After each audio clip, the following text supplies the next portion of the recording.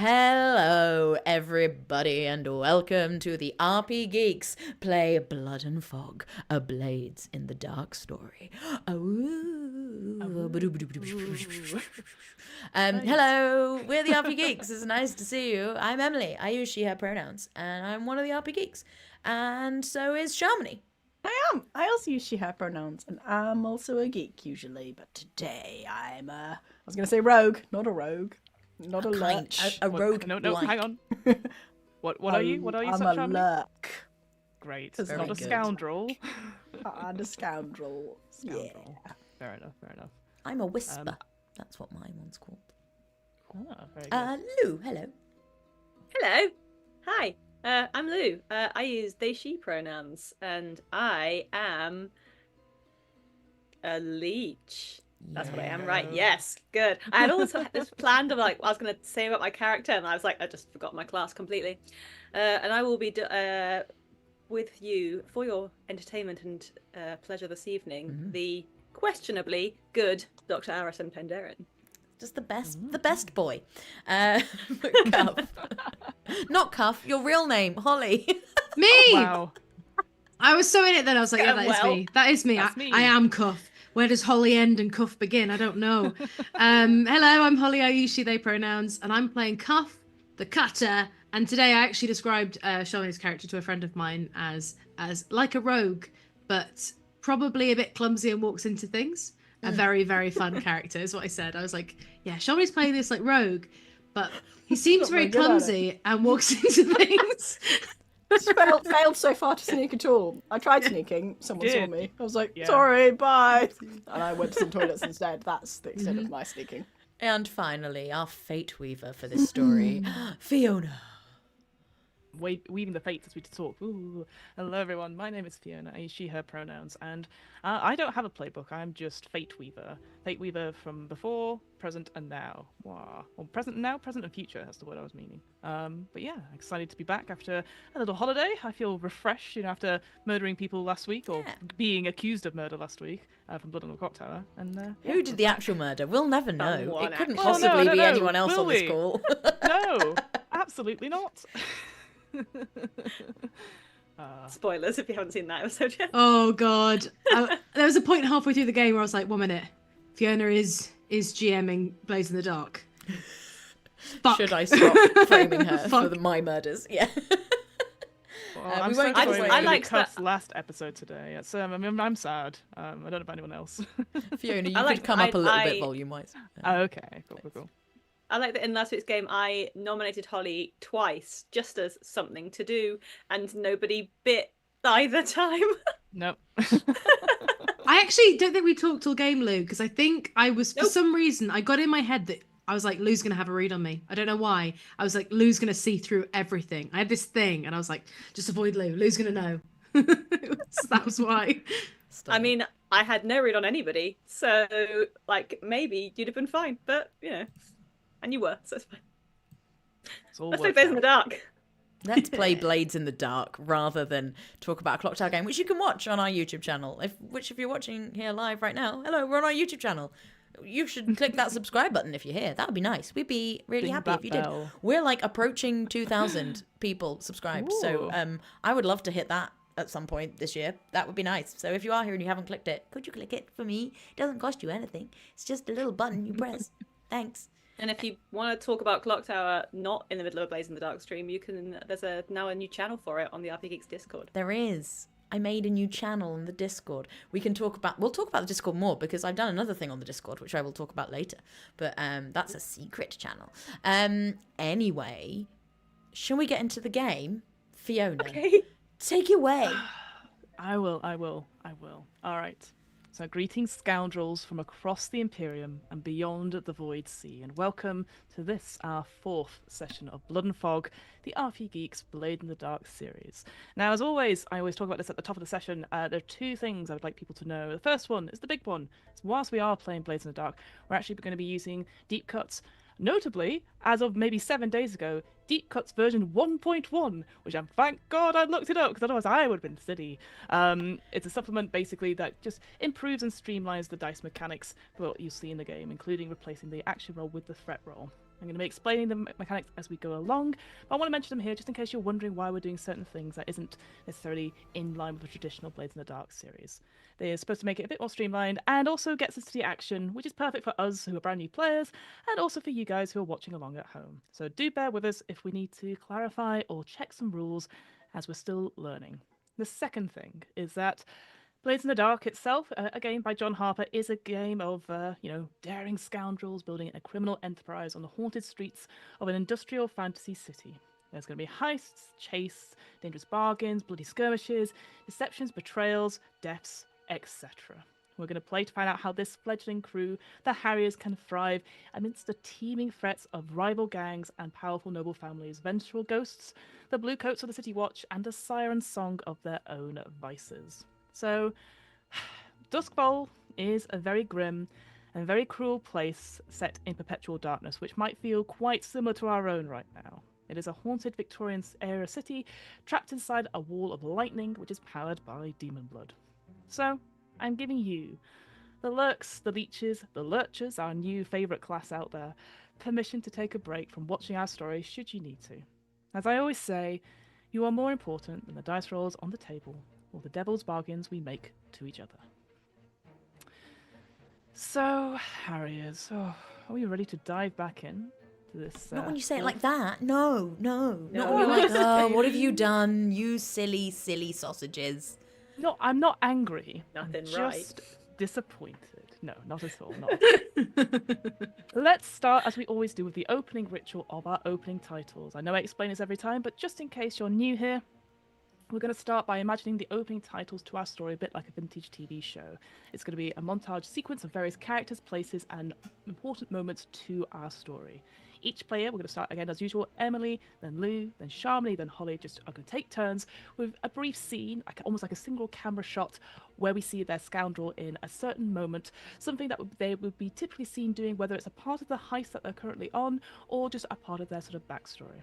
As the GM, I'm going to take a turn after each of these players have gone and describe a moment of the wider world of Duskvol. That's a bit of a contrast between them. My moments are going to be stuff about a local district or a glimpse of a faction or anything else in between. So, I will start off before I hand over to Emily. The mist and the fog swirls around the screen, and suddenly out of the screen, a huge, horrific fish starts, lots of teeth, mangled, and 3 different eyes as it sort of swims towards the camera, almost that horrific 3D effect as the camera sort of switches and turns over and comes out of the river itself. We see along the canal people are fishing for these fishes, people jostling spaces trying to get the best prize, knowing that a fish is going to what they want here for dinner. As the sky overhead, the darkness starts to ascend as fishing season comes to a close. We see different sort of buckets of maggots and fish feed and stuff, just as people are desperately wrestling to try and get the biggest catch. These horrific fish with different eyes, possibly eldritch in being, but good for a good supper on a Friday night. I'll pass it over to Emily. Where do we see your character? As we go into the tattoo parlour, you see the doll standing next to Cuff, talking to an inspector, and with Belle in front of them. And as the inspector turns towards Belle, the doll backs away slightly and reaches into their pocket and pulls out a tiny bead and throws it on the ground as smoke just erupts everywhere in the tattoo parlour. The smoke sort of fills spaces, and we see people coughing their sort of silhouettes against both the sort of the plastic wraps indicating the different cubicles, but also of the windows of this establishment as well.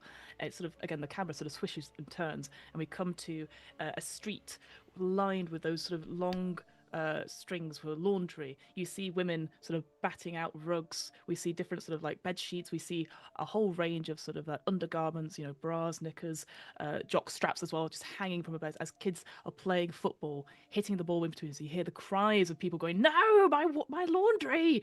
as the football sort of turns and hits, and you see the mud spatter.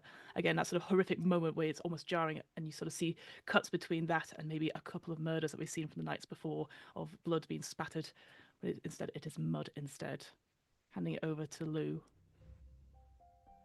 we see the front of the sidearm public house, and go in through the door. Then the immediate wall of noise as you enter that is from a busy public house, until it stops on the figure of Arison sat alone at the table that they have recently been left at. The colour on of their neck has reached their ears, and you can see that they are seething. They are embarrassed, and they are cross, so very cross, and they put their hands down on the table, violently push out their chair, and just move in a beeline through the door, knocking aside any serving person or anyone, just going to the bar. The drinks have been knocked over, chairs have been knocked over. They don't care. They are out, and they slam the door behind them.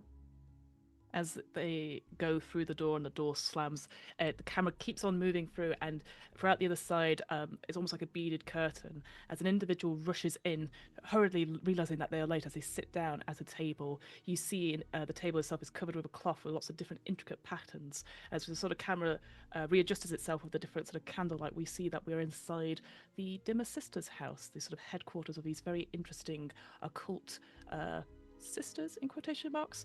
You see one at the head of the table in a long big veil, holding hands with the other, sort of talking and chanting, and suddenly her eyes flish back as she is then possessed, talking with a ghost. And you see around the sort of the place itself all these different bottles, very similar to the one the dolls use, these sort of spirit bane bottles, sort of shimmering and chatting with all those lids up and down, as the force of the spirit is being contained and being sapped to keep in place. Shamini, where do we find your character? Dark basement racks of dusty wine and a somewhat bedraggled figure with strange black eyes. And you see where, looking actually genuinely caring for once, which I'm not sure is something we've seen so far, but helping her up carefully, looking sort of concerned. And just that moment where he looks behind her and there's this glow and there's this door and confusion, and then they both turn away and start making their way out. As you turn, the camera sort of turns again, and we see ourselves going back to that sort of glow, and suddenly the glow turns into a huge sort of flame, the fire sort of spitting up as a door shuts, and we see a little glass window as somebody looks in with a mask. We peer out, and we see that we are in a crematorium as such, and as the spirit wardens are sort of by performing the final rites over a body that they have found, hoping their best to keep the sort of spirits at bay outside of Duskvol itself. You can see the gloved hands holding different scripts and textures, one holding a particular bell that has various sort of sigils on it. This sort of quiet contemplation as the roaring of the fire is sort of quelled by this metal door. And we can see it in the eyes, a sort of flame, seeing a body being burnt. Holly, where do we find Cuff in this sequence? At that point, the camera moves to outside and zooms down a network of streets to where it catches up with the doll and Cuff. Cuff a few meters behind, coughing out the smoke and kind of smearing some of that black makeup that they wear across their eyes, kind of coming through it out of tears. And you see them kind of crick their shoulder as they realise that they didn't quite get out of that entirely unscathed, as they reach back to pull a tattooist's needle, which is stuck in the back of their shoulder blade, out, pocket it, kind of try and dust it off, and continue down the street. There's maybe a moment as you're sort of running down the street with the doll, you see the unfinished tattoo that you have on your own arm as part of your disguise. I don't know what it was, but it was just something in this thing. I like to think it's just something completely banal now, but it's just sort of scritched off a little bit as you try to get up and start this fight. We then move to our final sort of little bit of the montage. We go down again back into the water. We come up to almost what looks like a farm, these radiant energy farms, because light in Duskvol is non-existent since the cataclysm. We have huge, big, like sort of electronic lights, but also these crops that sort of glow and glisten. And underneath actual sort of edible crops, carrots, potatoes and stuff are growing underneath, but with these sort of toxic, almost like electroplasmic enforced feeding tubes to increase the growth. There are guards nearby to stop people from, let's say, maybe tasting some of these forbidden fruits. People are picking them away. And as we go from pickers picking out strawberries, taking apples off trees, we sort of go through another window, up into the sky again as we go round, and we see these 4 individuals making their way back to the Harriers from the different streets. We sort of pan around, we go up again into the sky, and the fog over Duskvol settles once more. And the main titles fade into view in red and grey font over this particular picture. And it says, Blood and Fog, A Blaze in the Dark Story. Chapter 4, Dead Man's Switch. Ominous. Those are always fine. That's my favourite bit of every week. It's my favourite bit. When Fiona says what the subtitle is. I frantically scribble it so I remember for the YouTube later. Put it back on later. Okay. So, let's see. It is 70 minutes past the hour of thread on the 20th day of Ulcevet. 3 days since the start of the Harriers' current assignment. A lot can happen in 3 days in our haunted city. It feels like a long time, and yet no time at all. It's an interesting concept, isn't it? Time. So fluid. Time has no voice, and yet it tells stories, records events. Time has no body, but it can shape lives, influences everything and, well, everyone. Time can be wasted, but it can't be lent or returned. Are our Harriers running on this borrowed time? Let's run down the state of play as we left it, shall we? So, in an effort to reduce the Harriers' wanted level from their previous heist, Ware had been serving time at the Immortal Emperor's pleasure in the notorious Iron Hook prison in the Dunslow district. Now, late one night during his stay, Ware had a surprise ghostly visitor to his cell. One Roderick, the former leader of the Crows, which is a group of scoundrels who run illegal games of chance and extortion rackets in various districts.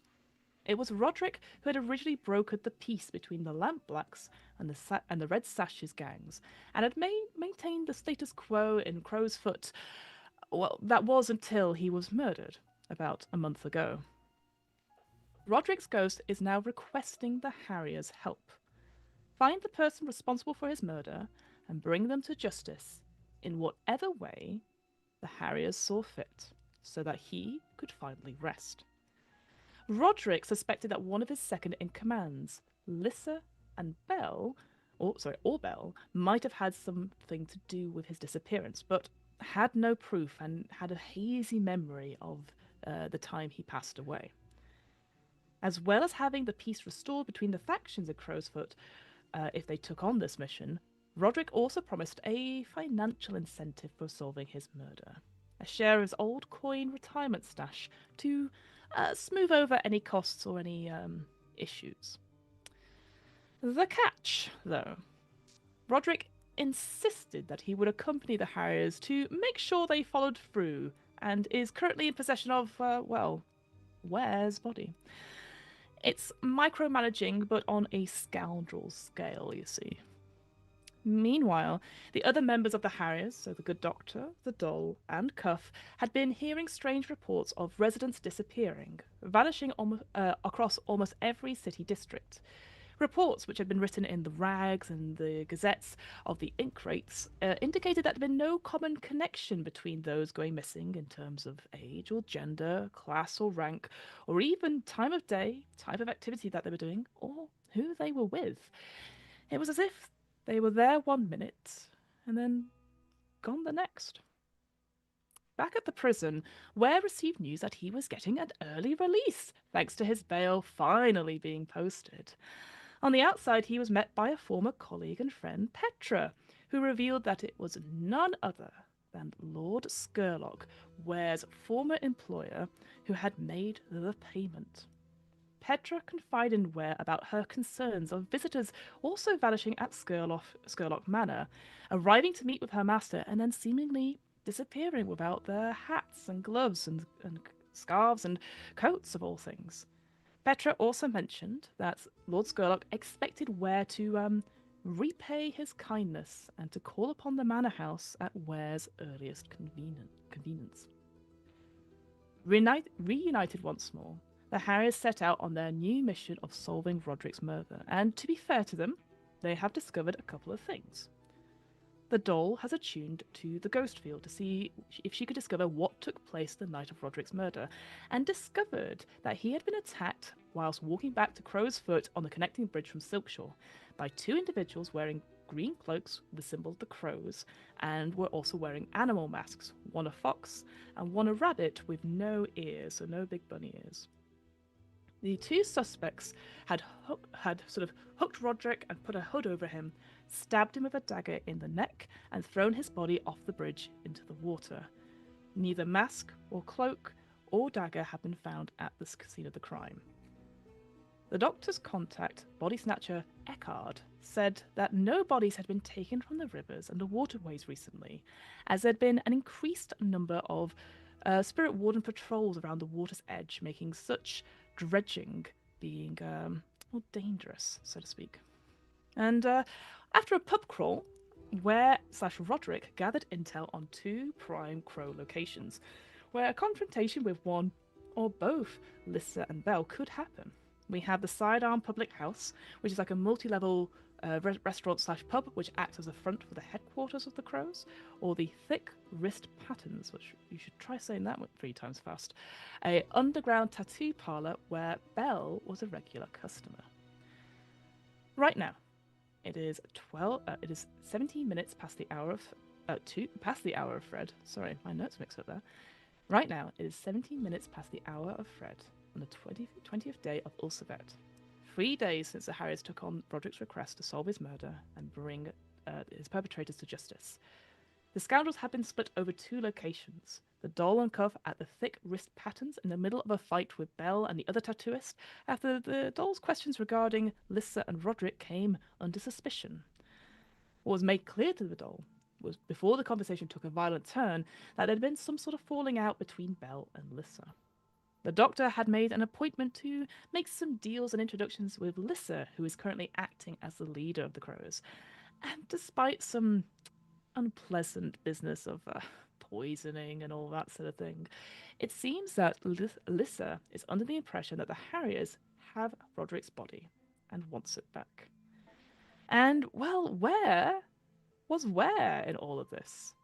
Well, after being thwarted going into Roderick's office by one guard, I will say one guard, Ware considered his next option before hearing crying coming from the basement of the Sidearm. Presumably because Ware has not seen any horror films at this point, he decided to boldly venture down into the wine cellar by himself and witness an odd sight.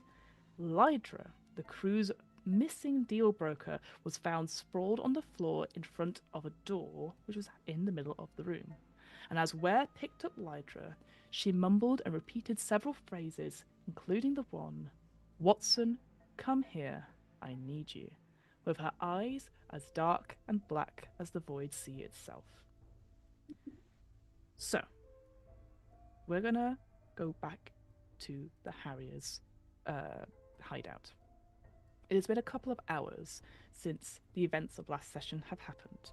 You've all made it back to the Harriers' hideout. What I would say, as Cuff has very kindly mentioned in their opening montage, is that yes, because of some rolls we did last time, which I didn't account for, you will have currently a level 2 harm of stabbed in the shoulder. So make a note of that being cuffed. Stabbed in the shoulder. And you've patched it up the best you can. Obviously, you're going to have a proper look. Obviously, the doctor look at some point, but now is not the time, as you are still in the middle of this heist. My big question, before we sort of get back into the discussing, and I would say you've all recounted your details about, you all know what happened, and if there's something that you do not wish to share, say that obviously before you start talking. But the real question I want to know is, where have you brought Lydra back to the hideout with you? Yeah, I think like later than everyone else. By the time we get there, I've been sort of helping Lydra along, and having not seen the doctor in the restaurant area, come sort of bursting back down into the library. Sort of go, Doc. But there is, I think, a moment seeing Arison's face and general colour, which just like makes her just like freeze slightly, like before they sort of try and get the good doctor to have a look at Lydra, because something's going on with her eyes and she's real cold, and this is not my wheelhouse. I would say Lydra is a little bit older than you were, so you've actually found it quite easy to navigate back to the hideout, because it just looks like a son helping an old mum go home, and keeping her warm. She's a little bit hunched over and stuff. What you will have noticed as you got back to the hideout, as soon as you cross the sort of threshold and the light comes on, is that yes, whilst her eyes are still fully black and void, she has stopped crying, stopped shivering, and most importantly, stopped talking. Really thought you were going to say stopped breathing there, and I was like, yeah, is she cold still to touch? She does feel like ice, like really cold, and like the clothes itself, they're not like wet or sodden or anything like that. They're just like roughed up and cold. And maybe you put her in a chair by the fire. She's almost like again, not a doll per se, because we've got one there, but like literally very gently, she is sort of malleable and stuff like that. She just sits down and just does not focus on anything. It's very hard to, when you look at her, you can't really tell what she's looking at because the eyes are so black. You can't see them move without her whole face sort of moving. I'm gonna look at those Look at her eyes. Okay. eyes. Yeah, I mean, I'll look at her kind of all over, but yeah, the eyes are particularly something to focus on. I reckon. Yes, sorry, I'm just trying to think. Just checking with the other folks that are coming in as well. So I think because Cuff and the doll, you're coming in as well. So I'll let you, obviously we'll discuss about the person itself, but I just want to check with you guys, is there anything you would like to do? I think as I'm coming in, I'm going to want to beeline straight to the doctor, because I know that this needs seeing to. But if I see that Lydra's there, I probably would freeze in my tracks. So I'd be like, Doc, I need you to... Is that Lydra? Lydra? Hugh, I'm going to have to start taking office hours and giving people appointment times. Yes, this is Lydra. There is something wrong with her eyes. I feel it is prudent. What have you done? I've got... It doesn't matter. I've also got... And the doll points to where she's been slashed with a tattoo needle as well. So just, yes, apologies. I'm fine, Take a though. ticket. I'm great. I'm good. Did you find her where? Did you bring her in? She is effed up. It's like she was just sat on the floor crying in front of a door in a cellar, like A door? like Right. Sorry, a cellar? like a wine cellar. Yeah, like a wine cellar with wine and a door that didn't go anywhere, and she was just I'm very there. confused What about do you why you mean? were in a cellar when you were supposed to be poking around in the rooms upstairs of the tavern. Oh, on my there was a hitch. I haven't I'll get on that like soon, but there was a I was going to go via the cellar. And so you went to search the rooms upstairs afterwards, I assume. I thought it best to bring her back to see you, Doctor. But I could go now. If you think that's smart, you know the smart plans. No, I think we should wait. We ran into trouble too. I think it's going to be more difficult than certainly I originally thought. I think it's best if we, fully regroup, replan, maybe go about this a bit more systematically. Belle and Lissa are not on the same side, I don't think. Lissa is a snake. I'm not a big fan of Belle right now either, to be honest. Wonderful. Let's dispatch both of them. It's likely to have been one of them. Rorik wants his murderer dealt with. It seems like the world wouldn't be missing either of them. Are you happy to just murder at least maybe one innocent person? What if one of them... I said dispatch, not murder, but if you want to fill in those blanks, I know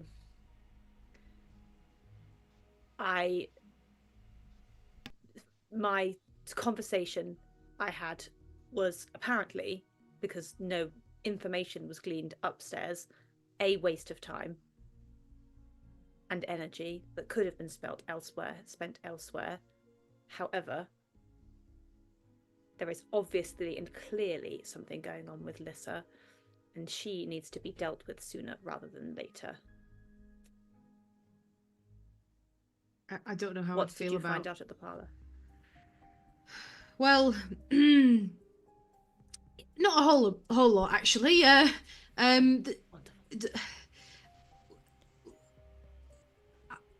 didn't really find out anything.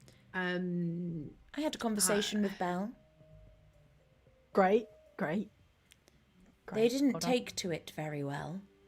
And sort of gestures again to the injuries on the doll and cuff. They assumed I was working for Lissa and lunged at me.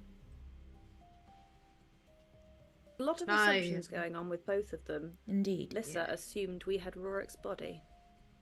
Why would she think that? At the mention of But I let her think we did. Rorik, Oh no.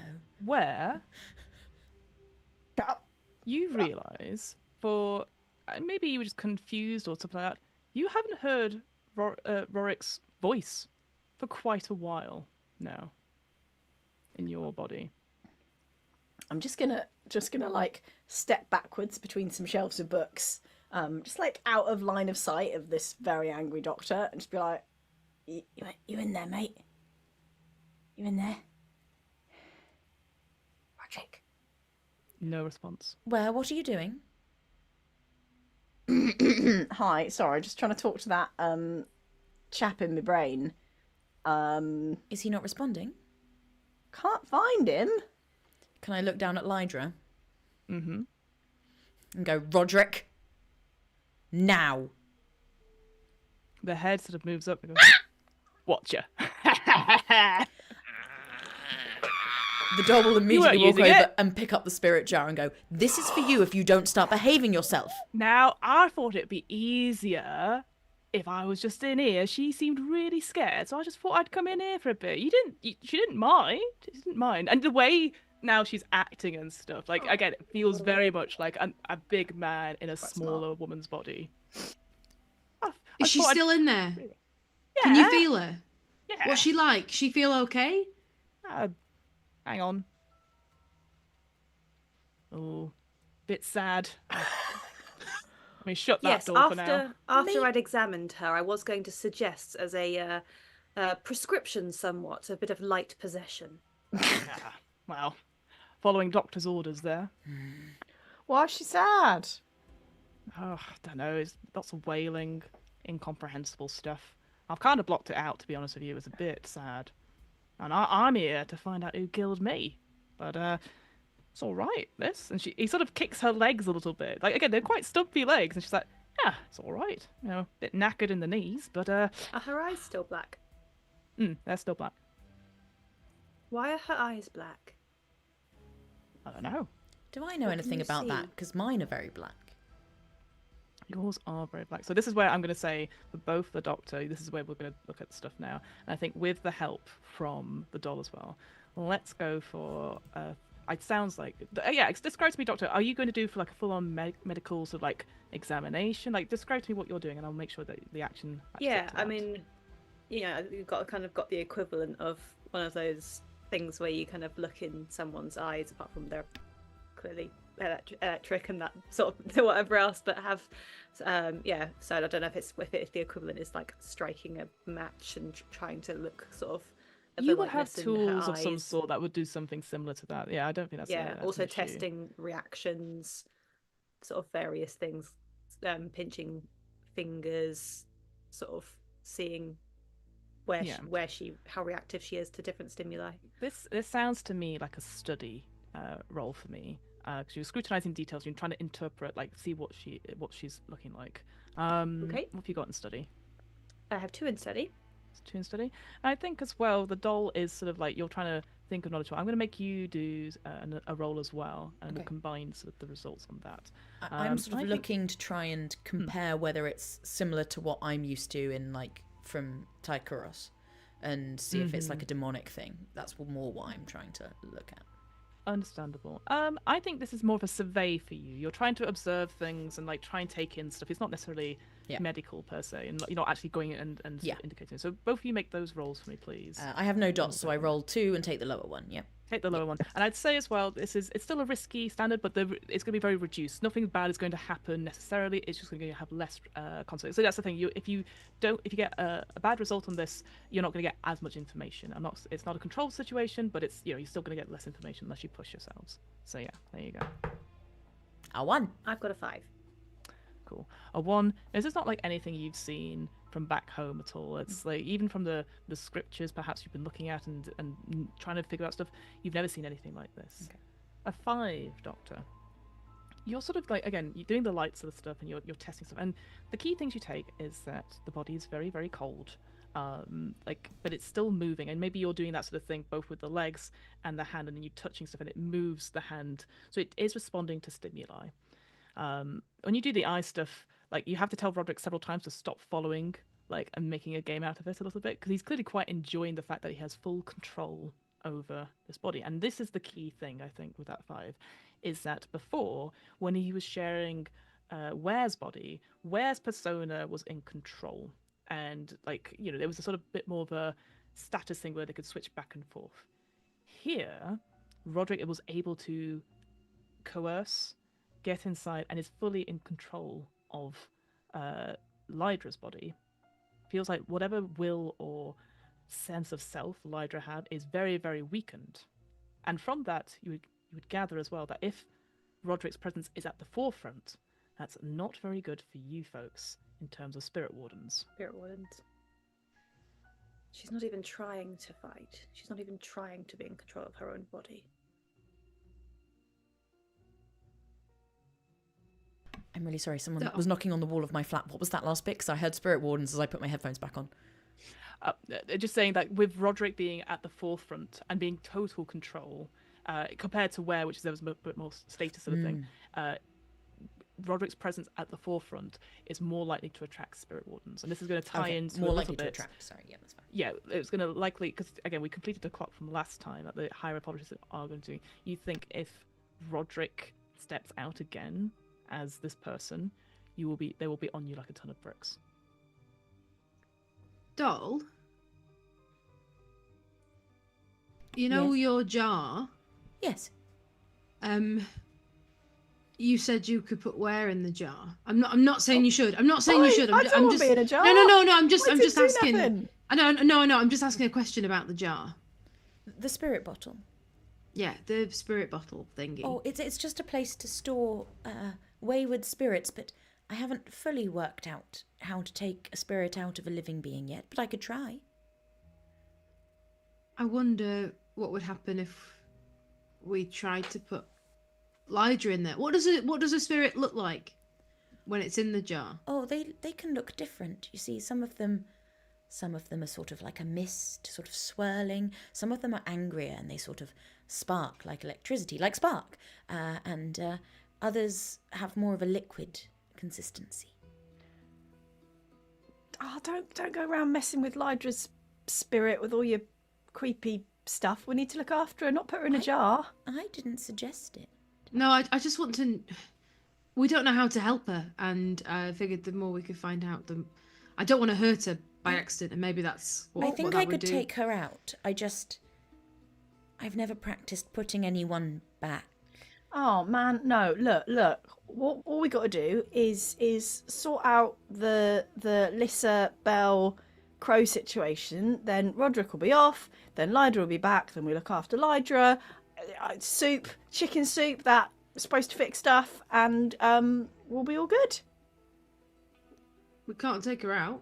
facade of With- Rorik. As this It's, conversation likely. carries on, sorry, Lee. I was just going to say the suppression of her spirit inside her own form behind Rorik is hardly going to do her any good. No. We can't take him out like this either, because spirit wardens will find it. Can we leave him? Can we leave them here? Yeah. Will they? You think they'll be all right, and they're not gonna? You want to leave him in possession of Lydra's body? Well, what else can we do? Can we take In him our out? secret hideout. Yeah. I'd rather practice on him. Well, he's also gonna pay us if we get. Well, I don't want to lose. We I- could I do with the may. money. Hello. If I may, again, a small wrinkled hand comes in, which is Lydra's, but obviously the voice of a much older man. She is quite safe just now. Yes, I've kept her at the back, but don't worry, it's no harm. But obviously, the sooner we solve my murder, the sooner I'll be off, and the sooner you have it. I just thought I'd move in here for ease, and I'll be honest. As soon as I saw Ware turn around and not face that one measly guard, I was like, well, God, I need to find another body out of here, just in case he does get whopped back to the prison again. Where? One So- guard. It was part of my plan. It was all part of the looking at the dock. It was part of the plan. It Sorry, was part of the let plan. me, if I may, I will reenact what happened for Roderick, everyone. you don't need to okay? reenact what A happened. small Roderick. woman, no joke, gets up and goes, sneak, sneak, sneak. Ooh.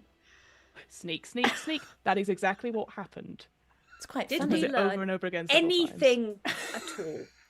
Anything. We learned At to all. Yes, Bell and Apart Lissa. from that both Belle and Lissa are pieces of shit. we learnt one other thing actually.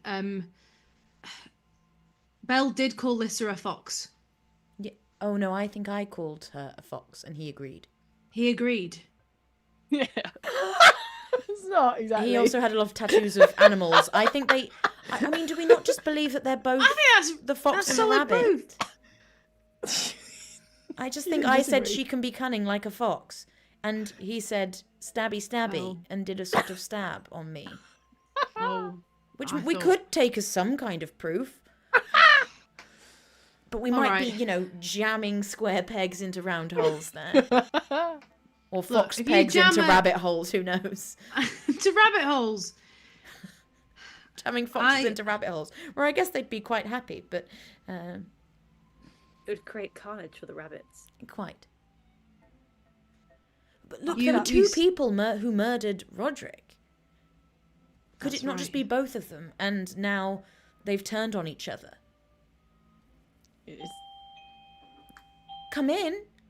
Yeah, there's a it's a secret weird hideout. noise. That's... Oh, I forgot. I've ordered delivery again. I think Belle has arrived. He's found us. He's a spirit wardens. If Okay. you're in the room, ring the bell again. Wait, what's not clear is why Lydra was with Lissa. Yeah, what's she doing in the basement of their pub? That's gotta be. Roderick, this could be important, Could be for, important. for your murder. Please, can we talk to Lydra? Look, all right, but times are ticking, and the more I'm here, the more things are happening. Now that the crows know that you are investigating or have something to interest in my death, they're not going to be quiet for long. Oh, and think we have your body. That's important. Why do Oh. they think that? Good to know. Maybe a bargaining I chip of didn't- some sort.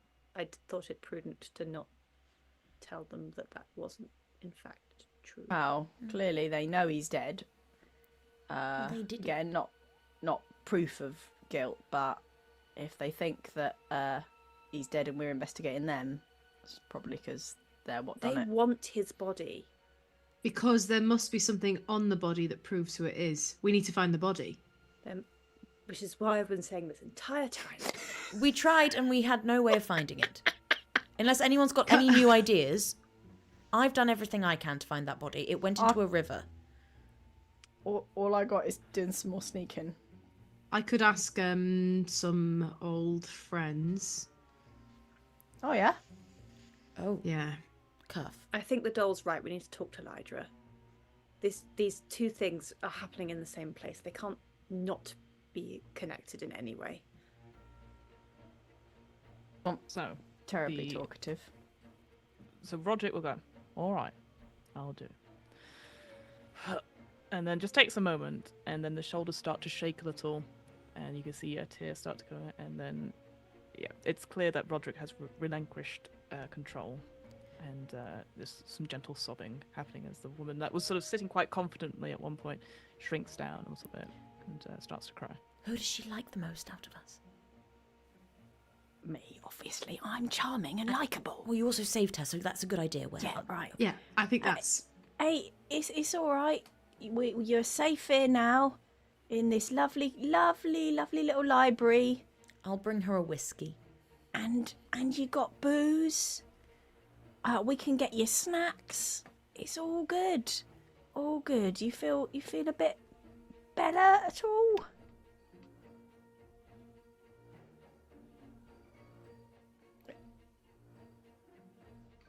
Are you saying something, Fiona? Safe. She says safe. Oh. I think it was too quiet, so it's cutting out. Oh, okay, no worries. Sorry, I'll be louder. Yeah, she says. What did she said, yeah, safe and better. She just repeats those words back to you. Great, yeah. Now the doc, the good doctor, is very skilled at fixing people up, also other things, but fixing people up and making them all better. So you don't need to worry anymore, and you can just tell us what happened. What happened? Yeah. So you don't look very well, and you was in a pub of the what's it called? Sidearm Public House. Do you remember going there? Shakes her head. Do you remember a wine cellar with a door in? So looks confused and still shakes her head again. She's still shivering a little bit. Where have you been for the past few weeks? And she starts to break down, sobbing again. Ah, so no. Sorry, I didn't. Oh, sorry. Somewhere. Oh. The doll will sit in front of her and go, "Where do you go when Roderick takes over?" She sort of looks and goes, sort of like feels the back of her head. Is it safe there? Safe. Better? Better. Okay.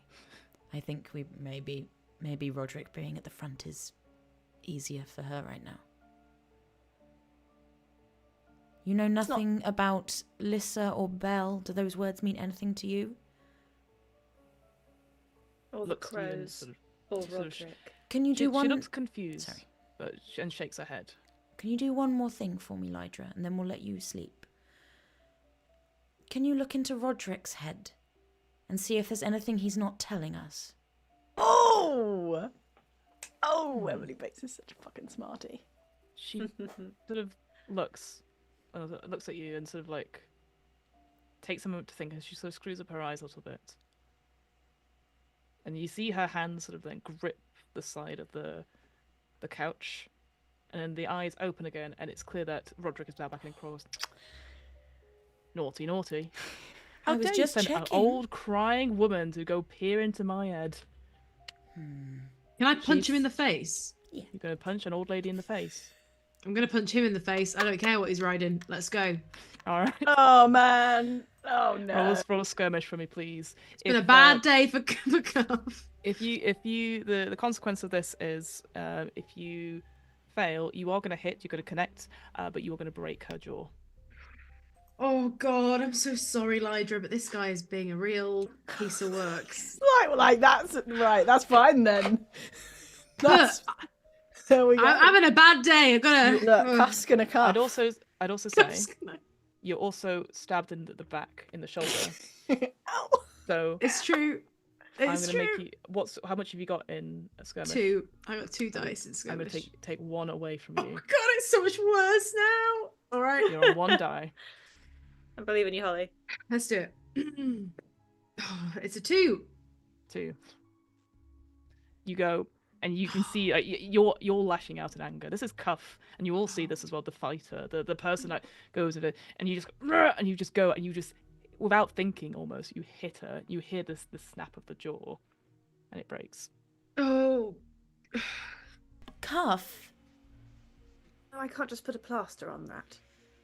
We definitely should leave Roderick in charge now. Oh. I think Cuff sees that and goes. It kind of reminds them of something they really don't like to think about, and they just go, "You know what? You figure it out. I'm going for a walk. Going for a walk. I'll be back." And they storm out. Should I follow them? Yeah, rather you than me. Are you going to be all right Can't with the help. spirit? Oh, actually, Can't maybe. help but notice Don't that we leave me have here. that we have no plan. We now have one less crew member. We do not have a body. We have granted a contact back. However, they are caught behind another spirit and now have a broken jaw. What are we doing? Well, we've been trying things, Doctor. What have you been doing? This feels like amateur hour from all of us. What is wrong with us? What is going on? I don't know. And the doll will walk after Cuff. Oh, no. Oh. You're right, Doc. I don't like how she spoke to me, Alistair. Well, she's just, I'll tell her. I'll have, when she comes back, I can say, you... No, What? not them. Right. Lissa. Oh. Oh, right. Oh, Lissa. Right, okay. Oh. Sure. She spoke to me like I was an idiot. Like we were all idiots. And that she could grind us under her boot. We should do something about that. Quite. What exactly should we do? I'm not sure. But the retribution, whether it is part of this job or no, will have to come swift and hard. She must know that she cannot speak to me like that and say those things about us. Absolutely. You're absolutely right. We're going to show her. I'm going to go and get some snacks first, because I feel like we could all do with some snacks, and then we'll show her. And I'm going to run away. Cool. I'm going to run away from this whole situation. So the Doctor, you're left there. The rest of your team has left you. You've got a small lady who's holding her jaw, who then spits out a tooth and looks at you with a toothy grin, but can't speak because the jaw is broken. Oh, so God. Roderick just quietly just goes, shrugs Oh, shoulders, God. and puts the tooth I'm- like on the table. I'm going to put the tooth in a tube, in a little pot that I've got in my pocket, and pocket it. And then Lydra's a small, weak old lady, isn't she? I'm gonna pick her up and take her down to the lad and put her and give her something to make her sleep. Yeah, and Roderick doesn't like any qualms with this. Like, again, maybe you get the sense of like that actual physical violence, whilst it hurt the body as well, has sort of shown Roderick that like, okay, well, you don't trust him now, and he's probably not going to get any other chance to move to a different body, so he's willing to go with it and stuff like that. But as he sort of writes on a note using Lydra's sort of hand still, because he cannot speak, and sort of puts it to you and says like, it's words to the effect of, Lissa thinks you have my body. You don't have my body. Pretend to have body? Question mark. And then, as almost like a flashback to the previous episode, writes down Scrooged? Question mark. And have that confrontation that you talked about right at the beginning of last episode, where you talked about that reveal, that confrontation. But then just happily just sort of indicates for the arm for the injection to go in. Sorry, I'm lost. We were gonna do a whole like I know what you did. You've killed me. Oh, Christmas Carol. Now you Yes. must confess. Christmas Carol, that's right. Christmas Carol, yes. Which is canon in this world. That was a suggestion that you guys made at the everything's end, but you against it. didn't go in that in the end. Yeah. But what I'm saying to you is that you do have this bargaining chip that they think you have something they want. And whether or not you do have Yes. it or not gives you something. So that is something you can work with to plan. Also want to remind folks that the Doctor did have a plan, or sort of suggested meeting up at Gaddock Station with the body in 2 hours. Now, whilst Liz didn't agree to that plan, I don't think that's a bad idea. I think something She like may that still at a come. meeting point, she may still come because it's something that's very important to her. Really So- wants it. Or does Belle want it instead? Ooh, shit. Yes, shit. Lissa said no. Then how would Belle find out about it if they're Belle not didn't. talking? We could go and make an tell offer. him. We go make Belle an offer. Yeah, But they you are know that fighting. there's a disagreement between these two individuals. So if one was going to have the upper hand on the other, that could be enough distraction. And then putting one of them or both of them down for murder, even if you don't have evidence, because you still haven't found any evidence, no sign of the masks or cloaks or anything like that. You still can go and try and sneak back into the office and stuff, but I will say that you will know that you're going to be on high alert now. So that's what I'm just The laying office is down probably the off pieces. now. It feels like it. I'm not saying it isn't though. And that's what I'm sort of laying out. Yeah, to sorry, I was support just saying to actual the others. heist I is. think that one. Okay, Yeah. let's just talk. I think we have to talk above table. We're not good at talking above table, no, but no. none of us No, are used I know to that's it. why I'm telling. Okay, yeah. so office, no, doesn't seem like a good plan again. Like let's rule out going to And the the places likelihood that of there they being are. like a smoking gun is kind of low, I feel. Unless we find the masks and the Yeah, cloaks, like exactly. I think we've got nothing. Dagger. Yeah, or the dagger. The body, we do not know where it is. We saw it go into the water. The spirit wardens are patrolling, and I assume have been looking Everyone for else it is as looking- well. Everyone is looking Like, for it and they haven't found it. How are we going to find it over them? I can't think of any Yeah. way other than me doing another spirit thing, but we did that before, and I, above table, rolled well, and we didn't find where the body went, so I think not worth Yeah. it. And I rolled well as well with my contact. Yeah, right. and We had that two also good came up rolls, and we nothing. found out some stuff, but it didn't lead us to the body, so I think the body might just be gone. So going to the place where they think the body might be, interesting, particularly if Lissa maybe goes and we tell Belle Yeah, we as could write to well, Belle then to maybe they say, both go. Maybe we That's it. witness some kind of confrontation between them, which gives us some kind of answer as to who maybe did it, if it was one of them rather than both. Or maybe they confirms that it was both, and maybe we get our answer that way.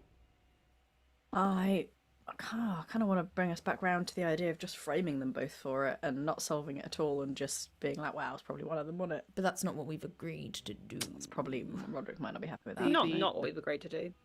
The thing you said is that find out who did it and Yeah, serve them justice. Yeah. However, that sounds fair. but we do have It's to up to you. know. We can't just. I don't think It he'll is up accept. to you. Like It is up to you. It is up I to you do guys, like whatever the you think. idea. he's of, not following us anymore. He's not following you anymore. I think that despite Lissa saying that she wasn't coming, I think that that is likely to be a power play of I'm not going because you've told me to. But maybe we'll go. Yeah. She thinks that we've got what she wants, and I think that if we can give Belle that information as well, and then go but be concealed, give Shamini another chance to sneak and hide. I think it would be interesting to observe an exchange and listen in on an exchange between them, and at least as a starting point to see if that comes about. I think that's a good. We don't sign if we do write a note or anything from to Bella or anything. I don't think we sign it from us. Right. We make it anonymous. Meet me here, and I'll have the body. Where maybe you can go leave it at the tattoo parlor. Tattoo parlour. Yeah. Pass it on. Sneaky. Yes, it I shouldn't also be you think two. we should, on the Scrooge thing, if we can prove that Roderick is a ghost, they don't know that Roderick doesn't remember or didn't see. Roderick could possess killed them. Yeah. I don't think. I had to agree to it. Though. I had to agree before Roderick possessed me. He's only possessing Lydra because she didn't put up a fight. I don't think. Yeah, he would I Could thought- we- We could all feign possessed. We know enough. Yeah. Good We've if there was we- someone I've that only seen We it. do knows. actually have Roderick. Yeah. We have Yeah, his that's what I'm thinking. Spirit. What if we brought Lydra along or Yeah. Roderick with us in some way, and at that point Yeah. let him take over Yeah. in terms of voice and mannerisms? Because that's going to be the most convincing thing, Yeah. is if Agreed. Roderick's there. That's true. And if he claims to know it was them, we'll get some information about whether they deny it. Yeah. Yeah. Okay. Can't Okay, talk so anymore, but... let's. I've So I gone was after just- Cuff, but yeah. You've gone after cover. So yeah, I want to. So just so we got it. Just want to. So the plan is. Where is going to? Well, a letter is going to be penned to Belle. Where's I'll going to write it. deliver it? My writing's It's probably going to be nicer than penned Wes. by the doctor. It doesn't matter about the details necessarily, but like the letter will be penned to Belle saying that an arrangement is going to happen, and you're going to give that to the tattoo parlor through Ware, because Ware has not been there. Fine. How are you indicating to Lissa that there's going to be an exchange? Are you going to write similar letters? I think we send a letter as well and say, Mm-hmm. if you're still up for it, we'll be there.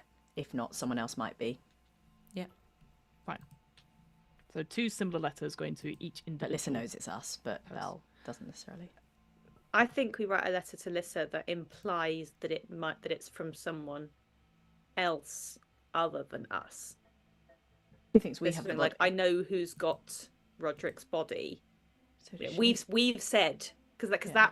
that backs up our story, doesn't it? If the note came from someone that said I know who's got Roderick's body, go to the station in 2 hours, then she's like, well, I know who's got the body. I don't know that. I think I you just- said go there in 2 hours. I think you should just send her another letter being like, no, I- go there in 2 hours. Are we not just assuming she will go? She might, but let's not take chances on that. Yeah, Okay, sure. okay. Yeah, fine. It's send them a letter, and then the plan is to go there with Lydra, and then have a confrontation with them. Is that Watch first. No, not a confrontation. Like listening. Yeah, more like a disguise kind of spy thing, right? We're going to watch to see what happens and then style it out, Mm-hmm. depending on what we need to do. All right, I hear the word "start it out." I'm going to take that as your plan. The one thing I just want to tweak a little bit is that yes, you are correct. Lydra currently is in no position to talk because her jaw is broken. However, we do know that ghosts can manifest and be present in the thing. That is something that can happen, but I want to make that clear to you, is that Lydra currently can't speak just now. So if you want them to talk, but like in somebody else's body, they would have to possess one of you guys, because Lydra is in no place to But talk. or you're saying Roderick could pop out like he did when I met him and be like, hello, Correct. here I am. Yeah, I want to make that clear cool, because because we've had such a drastic consequence to Got it. Lydra. And the thing is that like Roderick will happily go along with you guys, but I just wanted to make that clear. Yeah. If you were like relying on this old lady being the voice, and she's like, he "Ugh." can Oh, pop as out. well. Oh, it's so bad. I wonder whether it's not worth bringing Lydra at all. Bringing We just- Roderick, Yeah, I agree. but not bring, because we're only likely to put Lydra in more If- danger. Roderick. Okay, I Roderick put will her have to to sleep. be possessed again. Roderick will have to one of us. possess one of us again because he needs to be in the back of my head in order to not be Yeah. immediately detected by spirit wardens. But that's fine. Yeah, we can do that. Okay, so are we happy then for Roderick Yeah. to possess one of you? It doesn't have to be Where. I know that's Yeah. canonically that's what's happening. I'm just trying to make sure that the Yeah. planning, Yeah, the that's minimal better, planning yeah. that we're supposed to be doing is short, and we can just get to the Yeah, story. I yeah. just wanted to just double check. Yeah. All Yeah. right, cool. Roderick is in my head, and the plan is he could either take over or he could just pop out if we get to the Scroogin. Sounds good. All right, Scroogin'. that's above Just the table. before we leave, just a little Mhm. a little detail. There are restraints on my medical bed in the laboratory at the bottom of the library. I'm Mhm. going to lightly restrain Lydra before we leave, both so that she's not a danger to herself and so she Mhm. doesn't get up and disappear while we're out. Correct. Okay. And Could be are you weird, still but we'll sedating? go with tracks. Are you sedating her still? Just wanted to double check. Yes, she's. I think it will one help her not dislodge her jaw, and it will help with the Yeah. whatever else. You and maybe it'll bandage also- her up a little bit, like again, do the best you can, and then just fine, and then we'll say for reasons it's already possessed. I assume where? Just checking on that. Cool.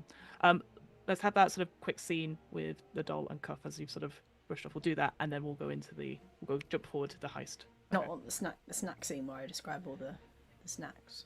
We'll come to your snack scene in a second. Hang on, we'll have the emotional little touchstone moment, and then we'll go. Meanwhile, at the restaurant, and you can order whatever you want. Yeah. The doll will chase after Cuff and go, "Hello, where are you going?" I can't. I am no What good was for. that? I don't know. I don't know how to do anything apart from. Well, I don't even know how to do that, do I? I don't know how to punch anything or punch. You clearly do. You punched her very well. Oh, well, yeah, easy to punch an old woman in the face, isn't it? I feel great about it. Okay, talk to me. What's going on, Eve? Don't call me that. Somebody might. Don't call me that.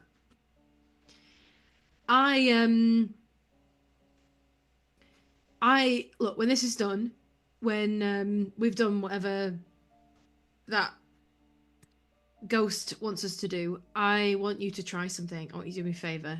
I just need a break for a second, and I'm not going to pull your spirit out your body, Cuff. I need you to try and just. I need you to see what it looks like. Not on you.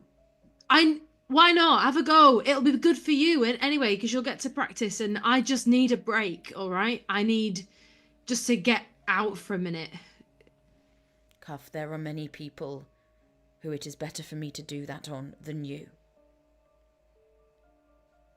I will. One day, I promise. I will make it better. I will remove everything that hurts. But don't make me do it to you first. Look, if we get out of this, I'm going to need it sooner rather than later, okay? Fine. I'll get practicing. Can we go back now? We have to sort this. God, I don't want to look at her. I feel so bad. It's okay. The doctor will do whatever the doctor does and sedate them, and hopefully nothing more than that. And I'm sure she'll be fine. Maybe you return back and you can see the doctor is like wrapping almost like Invisible Man style bandages around the. See? Fixing it.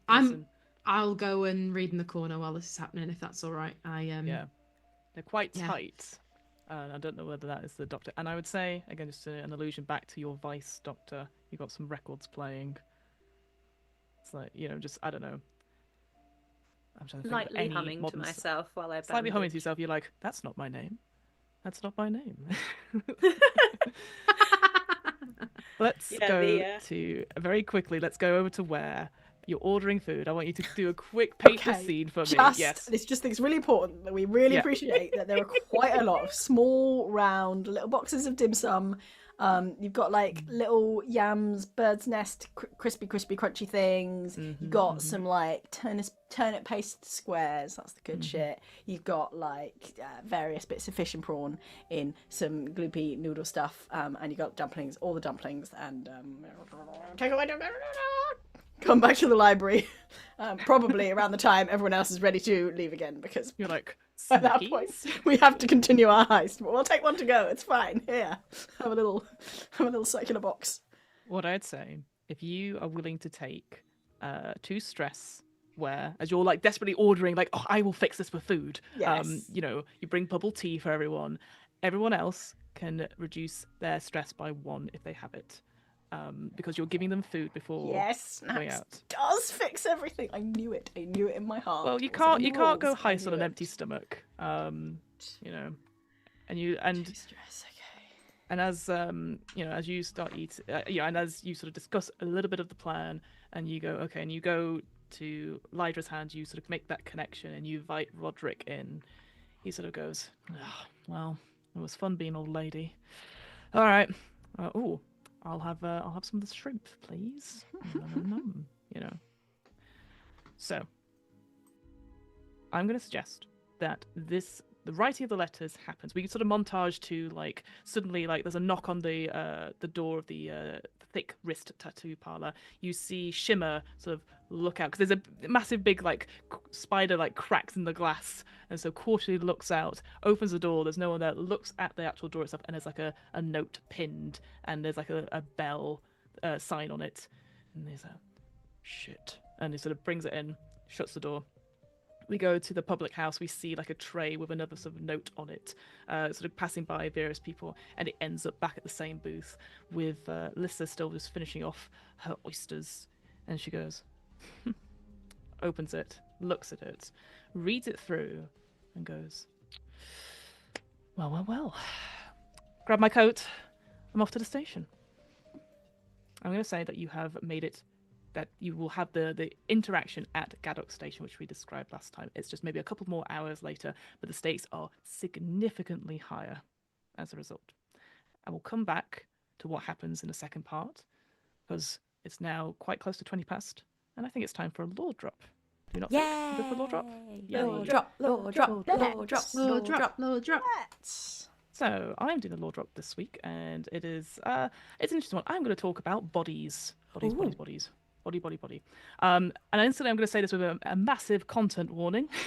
So obviously it's a bit too gruesome for what I'm saying. Please just come back in about 15 minutes. We'll be in the break then, and so just come back when you're ready, because I appreciate not everyone wants to talk about bodies.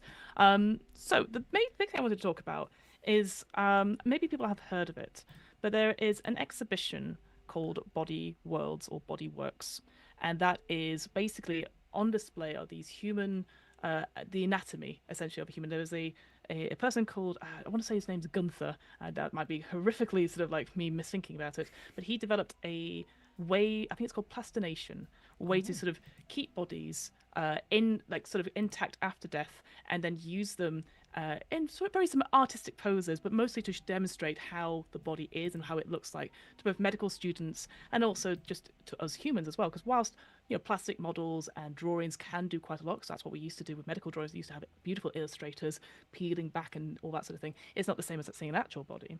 And so this particular mortician developed this thing called plastination, which essentially, again, I'm not the scientist in this, but essentially after sort of I think like sort of putting the body into certain different statuses, you can put plastic in it, and it sort of like remolds the body and makes it all completely plasticky.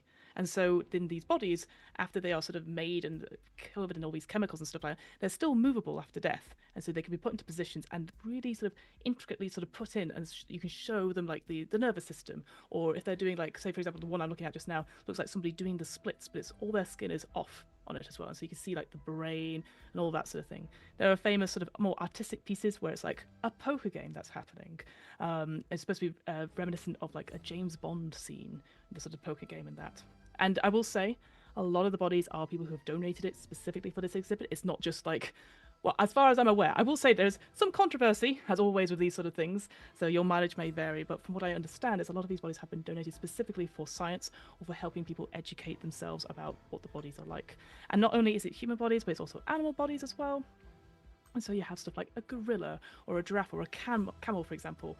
And there's definitely there was one video that I saw, which is like putting two of these bodies on the back of a camel, and how it took 3 years to properly build this sort of piece of art. Because not only are you sort of making sure the body is prepared and will not decompose at all, but also if you're cutting it up into pieces, making sure it's all on like these tubes and stuff like that, and aligning it and then freezing it in place so that it will not move at all. And it's very delicate operations. So that's Body Worlds or Body Works, and it's an exhibition that goes around the world. I think there used to be one in Manchester that I went to a long time ago. But I just thought it was fascinating how like, again, we can like really find out about the body. And I will say as well, this particular person who has done this exhibition, his request is at the end, when he finally passes over, his wish is to become part of the exhibit, to the point where he's very happy, this is me quoting from the actual article, that he wants to be the person that welcomes you in, so either sitting down or standing up and welcoming you in almost like a terrible Willy Wonka style to like wow, this is quite cool. If he didn't want to be in it, you'd be like, come Then on. maybe like, don't do it, yeah.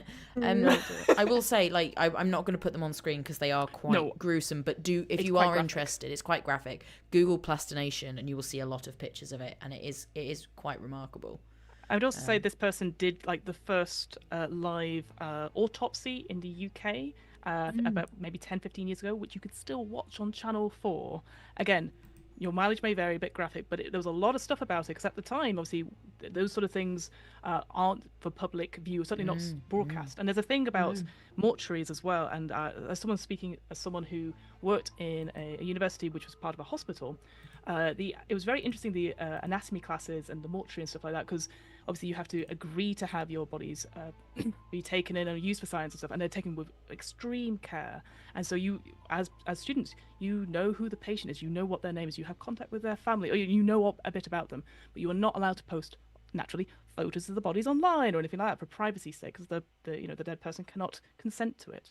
But it is fascinating how much of the bodies they will use over a whole year, and going through and like learn all like the nerves and stuff like that, and like make detailed notes of their own stuff, and then at the end, once they've finished, they'll go and have a private ceremony for the bodies that they've worked on over the year, and say thank you to them as well. That's something that happened at my university. It might differ at different medical universities, but it was very fascinating going to see that. So not for everyone as well. Lots of people did not want to go on that tour, but it was one of the last things I did before I moved. So yeah, Wow. I'd recommend having a look if you are so inclined. Very interesting. If you're squeamish, I recommend Makes- not, but it's cool. I think it's amazing. That is, I'd never seen that before. That is, they're kind of like weirdly, macabrely beautiful. Incredibly so. Yeah. Lots of people have got like odd things to be done with their bodies. The one that brought to mind was Jeremy Bentham. Are you aware of? Oh, I went to King's. I'm so aware of Jeremy Bentham. Oh, his Yeah. head. Oops. Yeah. So for anyone that doesn't know, Jeremy Bentham is the father of utilitarianism, who said the philosophy of the greatest good for the greatest number, and he asked that his skeleton be along with a wax model of his head and his actual clothes are displayed, and they are displayed at UCL. Yeah. And it's all a bit weird. There was even an episode of The Simpsons. Oh, was there? That he was in. It. Yeah. The Simpsons did it. There was an Yeah. old... And Edison as well. Yeah, there was supposedly a time when King's and UCL have a big rivalry. They're the two in London. And supposedly King's students once stole the head of Jeremy Bentham. I heard and that played rumor, football yeah. with it. I don't Yeah. know how Oh, true it is. But it, like, Well, see, to be clear, not the actual head, the wax head. But, Yeah. But I think it's probably true. They stole our lion and buried it. So, and it was a model lion, but still. But like the things people doing stuff with, oh my gosh. Jeremy Bentham finds a new home. Oh my lord. People doing things with their body though after death. This is like something that goes way back. Like from a literary history point of view, there's a book called The Book of Skin, which is about kind of the literary reception of all things to do with skin. So it's got things like tattoos, things like blushing, things like all sorts. But it also has a bit, again, content warning for a bit squeamish. It's nowhere near as squeamish as the stuff that we've just been talking about. But there's like, how books used to be bound by skin, usually sheepskin. There were a bunch of books that were actually bound by human skin for various reasons. One, because it was a book of sonnets that a lover, after she died, was like, I want to send my lover a book of sonnets with like the soft skin, my upper back. So she had a book bound of sonnets and sent to her lover. And then also things like they would like write criminal code with things like criminal skin and things like that, so it would have extra kind of weighted meaning when you were reading this book, which is absolutely horrifying. I love the idea that you get like, oh, what's this? Oh, it's a book of sonnets. Oh, it's made out of your skin. Oh, your skin. Oh, cool. There's a little note thanks. in here. Oh, thanks. Wow. Oh, it was so nice until just then. I'll really treasure it. I'll put it on the coffee table. Yeah. Yep. Oh, that was really cool. Yeah, like I Caitlin said, in chat that- says we owe so much to people who do donate their bodies. 100%. People who donate their bodies to science are And amazing. I'll say as well, very quickly, is that if you are considering it, donating your body for science, make sure you tell people ASAP.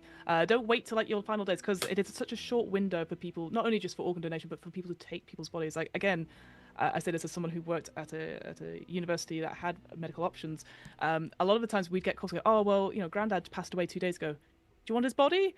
And you're like, well, we can't take it because again you have to make sure the checks are okay and obviously the consent and all that sort of thing. So if you are considering something like that, let the relevant people know about it because it is so helpful and useful. It also might not be in with your beliefs either, so that's okay as well. But if you want to talk about it, say it to people. And there's a whole campaign recently about talking about what you want after your death as well and normalizing conversations about it. And I think it's just something really healthy to do. 100%. I remember my final little thing. I remember an ex-partner of mine because he was very big on this sort of stuff. He used to say, if people wanted, if it felt people would like to have my body stuffed like a bear, I would happily let that happen. There's a reason I'm not going out with him anymore, but I just like the idea of like, you just there in the corner. It's like, oh, there he is. Like, oh, there's Dave. Yeah. There's Dave. Ah. So it's the only thing I remember of that ex. Maybe that's the only reason why I was like, we're no longer together. It's probably a good idea. He's just going to be like this in the corner. I'll take your coat, Oh, so. you have it. So it's just ready to hold things. Yeah. Hold your keys. Hats, like keys, the fingers. I love it. Phenomenal. Right. Thank you, everybody, for watching part 1. We're going to take a little break now and we'll be back. I'm sure this is the plan we've made seems perfect and foolproof, and I'm sure this is the one. This is the one where it's going to go perfectly. Yeah. I can feel it. So we'll see you in a few minutes. We're going to have a little break. Thanks for watching. See you shortly. Bye.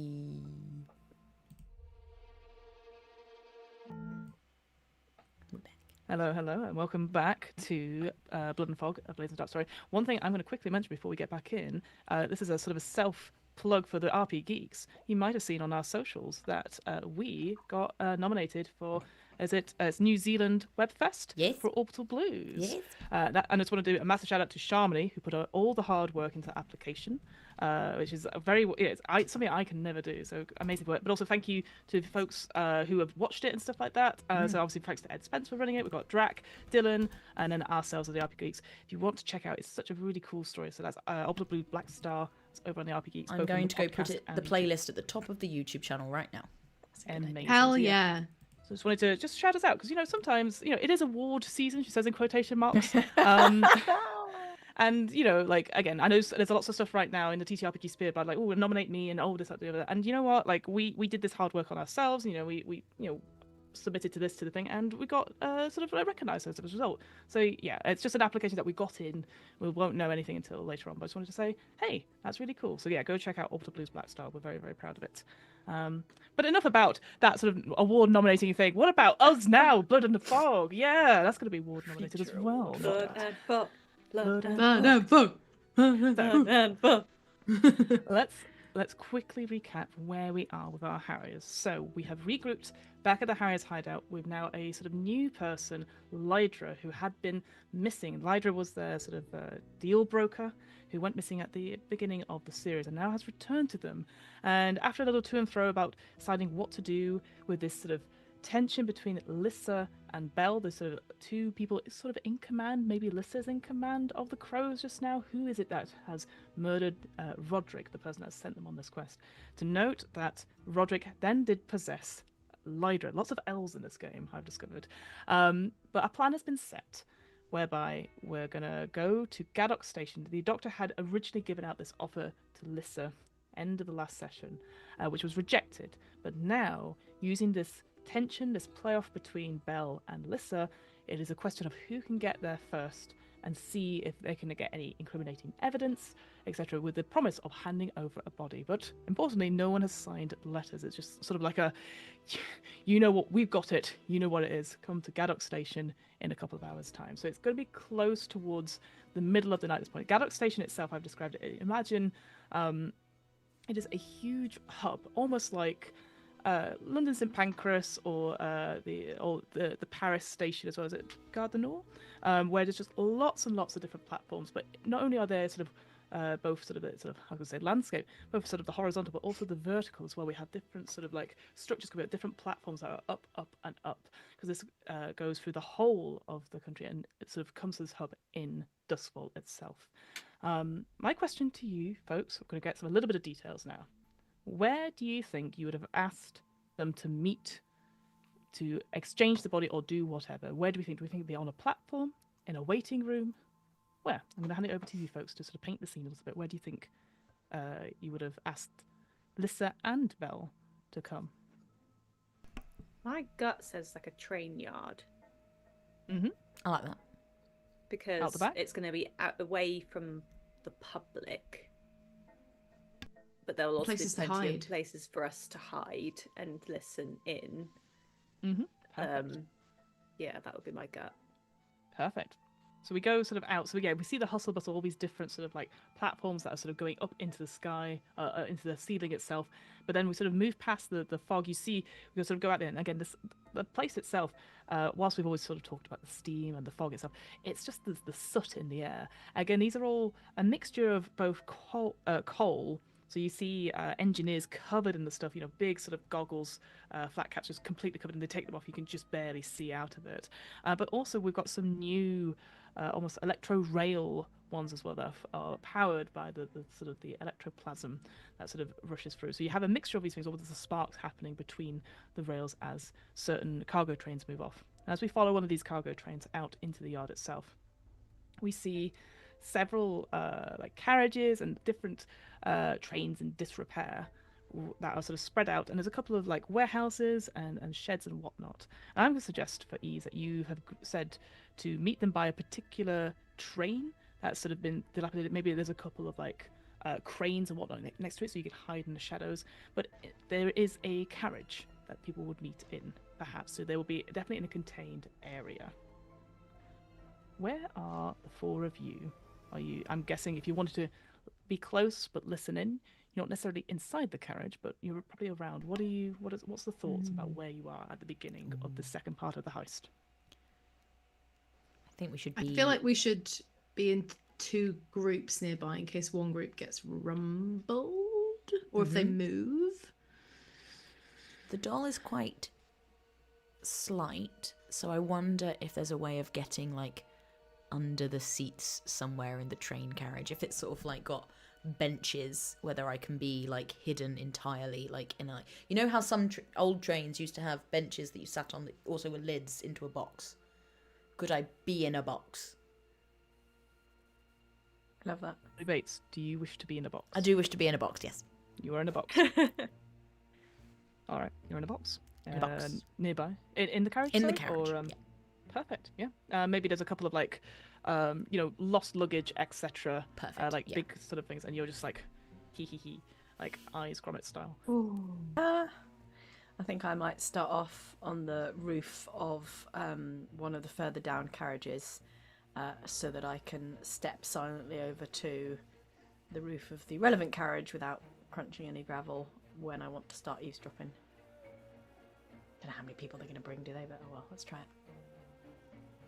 I think I'll go if we're sort of being covered from above, which was my first thought as well. But I thought, I think because those big old trains have got like big cast iron wheels underneath, don't they? And they've got significant ground clearance. So I think I might make sure I'm wearing a dark jacket with a hood or something to cover up my bright white hair, and sort of shimmy underneath the carriage, and sort of lie down between some wheels.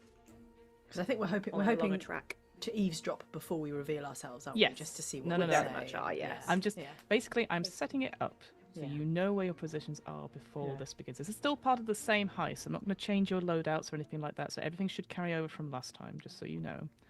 And equally, it just makes it easier for you guys to know that. And I'll say this: at any point, you can change your position to be like, "Oh, flashback! I'm actually elsewhere." Because I think this is important to emphasize this because currently you're eavesdropping, but at any time something could happen, and I want to make sure that you have full uno reverso. No, you can jump in on that. So I'm just making sure. So yes, you're all sort of dotted around Hitman style. One in the box to get that achievement. Everyone else around bits and pieces. And you wait. You are there probably about half an hour, and I'd say where you're sort of like, again, you're hiding the shadows. Because you're possessed by Roderick, you can start to feel, you suddenly sort of realize actually that your fingers are tapping, and you actually go, oh, I'm really nervous, but then you realize they're not your nerves, they're Roderick's nerves. Like he can feel it. Like you can like again, that's almost like his identity over your identity, and it's that sort of heart. You can feel his spirit, heart, or whatever you want to call it, beating, and it's using your heart, and it's you kind of almost grip yourself and you sort of show restraint. You know, Roderick, those are my fingers. My fingers. You're stressing me out. Sorry. It's just. I know it's them. I know it's them. Yeah, well, we're gonna bust them for you, and then we're gonna be very rich. Well, I hope so. They better be here. Keep quiet, right? Like the grave. And you can feel your teeth get set a little bit. And again, you can feel that grimace as he is ready. About 15 minutes. And all of you, from your various positions, maybe not the doll per se, but you know, again, you probably can feel it a little bit, the doll. You see someone in a cloak, a green cloak, hood up, slowly walking to and from the different sort of, like, almost sticking to the shadows of the other train carts and the carriages and stuff like that, and looking around, or looks like they're looking around, takes a moment, and they get up into the carriage itself, so you feel that weight as the sort of the carriage moves a little bit. And the doll, you can feel footsteps as someone comes in, and so again there's a bit of a pause and a wait, and you sort of sigh a little bit. It's like, and you slowly peek out, not moving, and maybe going to the keyhole. Yeah, keyhole. Yep, and yet we're slowly getting closer. And you can see, from the doll's point of view, that this person has sort of sat down on one of the sort of seats, essentially, and they're sort of like moving their fingers and like turning. But what you notice is that their fingers are not gloved, and you can see a couple of tally marks on the fingers themselves, Okay. indicating that Belle has arrived. A couple more minutes go by. Is anyone doing anything? No, they're holding position. Yep. Those people outside see another figure, slowly but calmly making their way across, not cloaked, so easily distinguishable as Lissa. Sort of hair back. She sort of takes a moment, gears herself, and steps up onto the carriage itself. And as the sort of door opens, and she looks in, the figure in the cloak looks back, and they see each other. And they freeze in place. And instantly both of them go to their side and pull out a gun to hold at each other.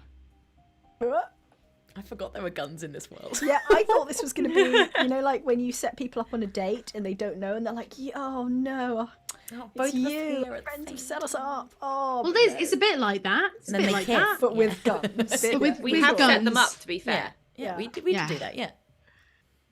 They're just holding position. And Lissa goes, "What the fuck are you doing here?" And Belle goes, "I could ask you the same question." "Oh, sorry. I could ask you the same question, Mom." "Don't you fucking toy with me." "Do you have it?" "Have what, Mom?" "Oh, for goodness sake. Do you have the body?" "What the hell are you talking about?" And sort of slowly but surely lower the guns a little bit. And the hood comes off, and it is Belle. Lissa is sort of like looks around the carriage a little bit, and she goes, "Very clever, this. I suppose this is your doing. This is your grab for power, Belle." Please. It was always going to be rightfully mine, the crows. He said it in his will. You know he said it in his will. Bullshit. Bullshit. He said he would know when the time is right, and he would split it equally. No. You can't do that to us. You can't do that to our dad.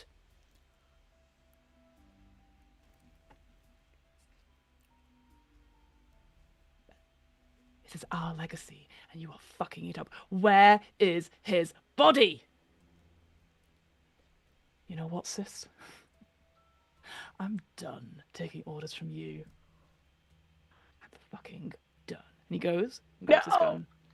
What are you going? Anyone going to do anything?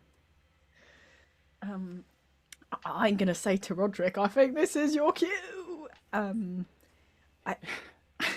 Yeah, is that what you're saying? Yes, but I think what I will also do is I will also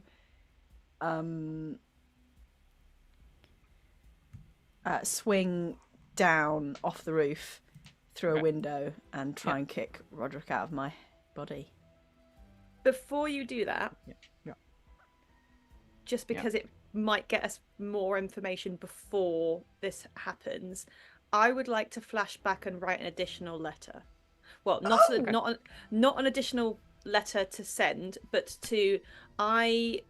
when we have Roderick wrote a note for me when it was just me left in the library.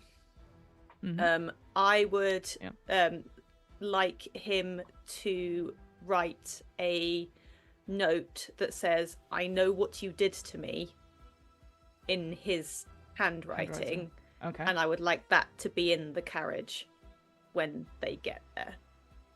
Because neither of them have said out loud, it was me. I want to have something in that carriage to prompt that conversation from them.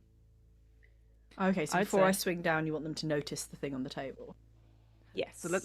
So I love this idea. I'm not no-butting this. I think that letter, that thing, should have gone to both, because they've been in the carriage a bit. Only one of them would have had time to read it. Is the only thing I'd say. Do you want them both to see it? I guess I just want to double check exactly what you want from them. Oh, yeah, I want them both. Okay, no, actually, you want them, no, never you mind. want them both to see it. That's fine. Because I'd say that will just go to in both of the letters. I know what you did.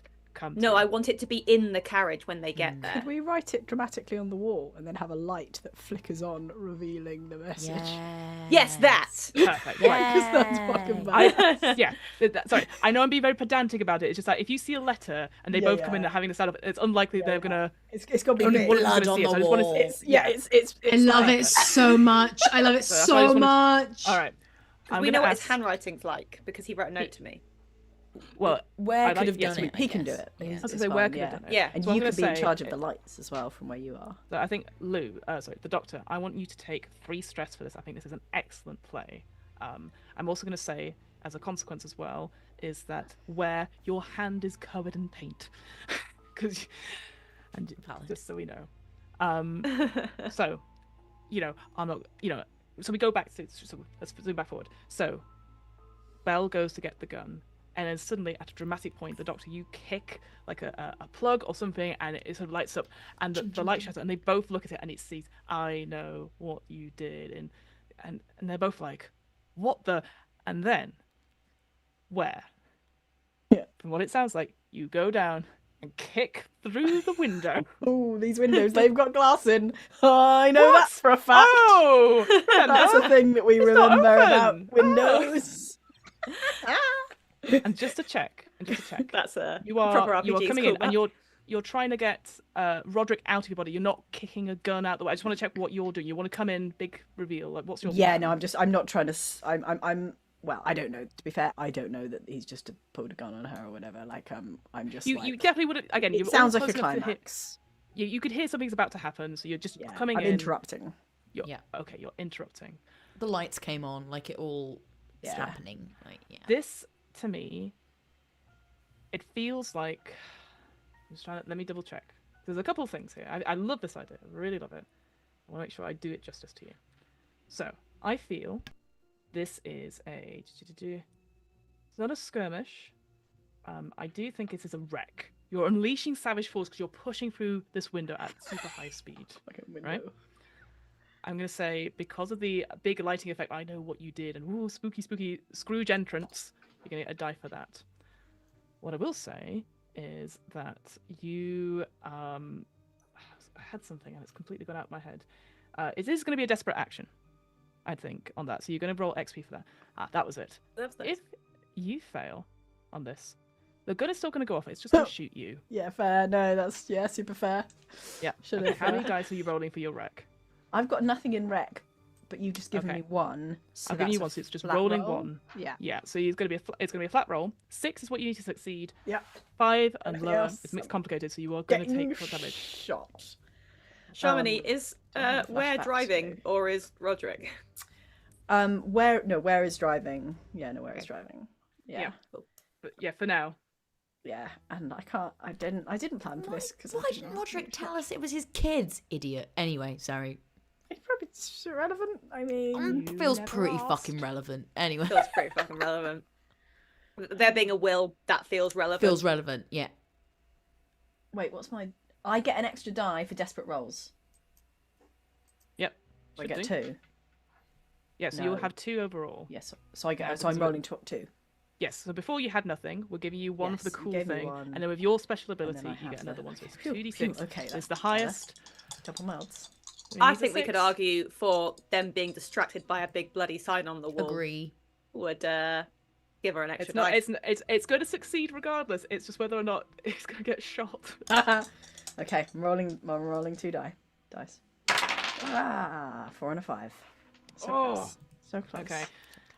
You make it through the thing. You still get shot. The gun goes, what? You know, Bell goes, what's that? And you get in the way, and so you're gonna take another level 2 harm Oh. of shot, and you Shot. fall to the ground, and you scream out loud because of this pain. And Yeah, the Roger glass can. is shooting everywhere. You got bits of glass on you.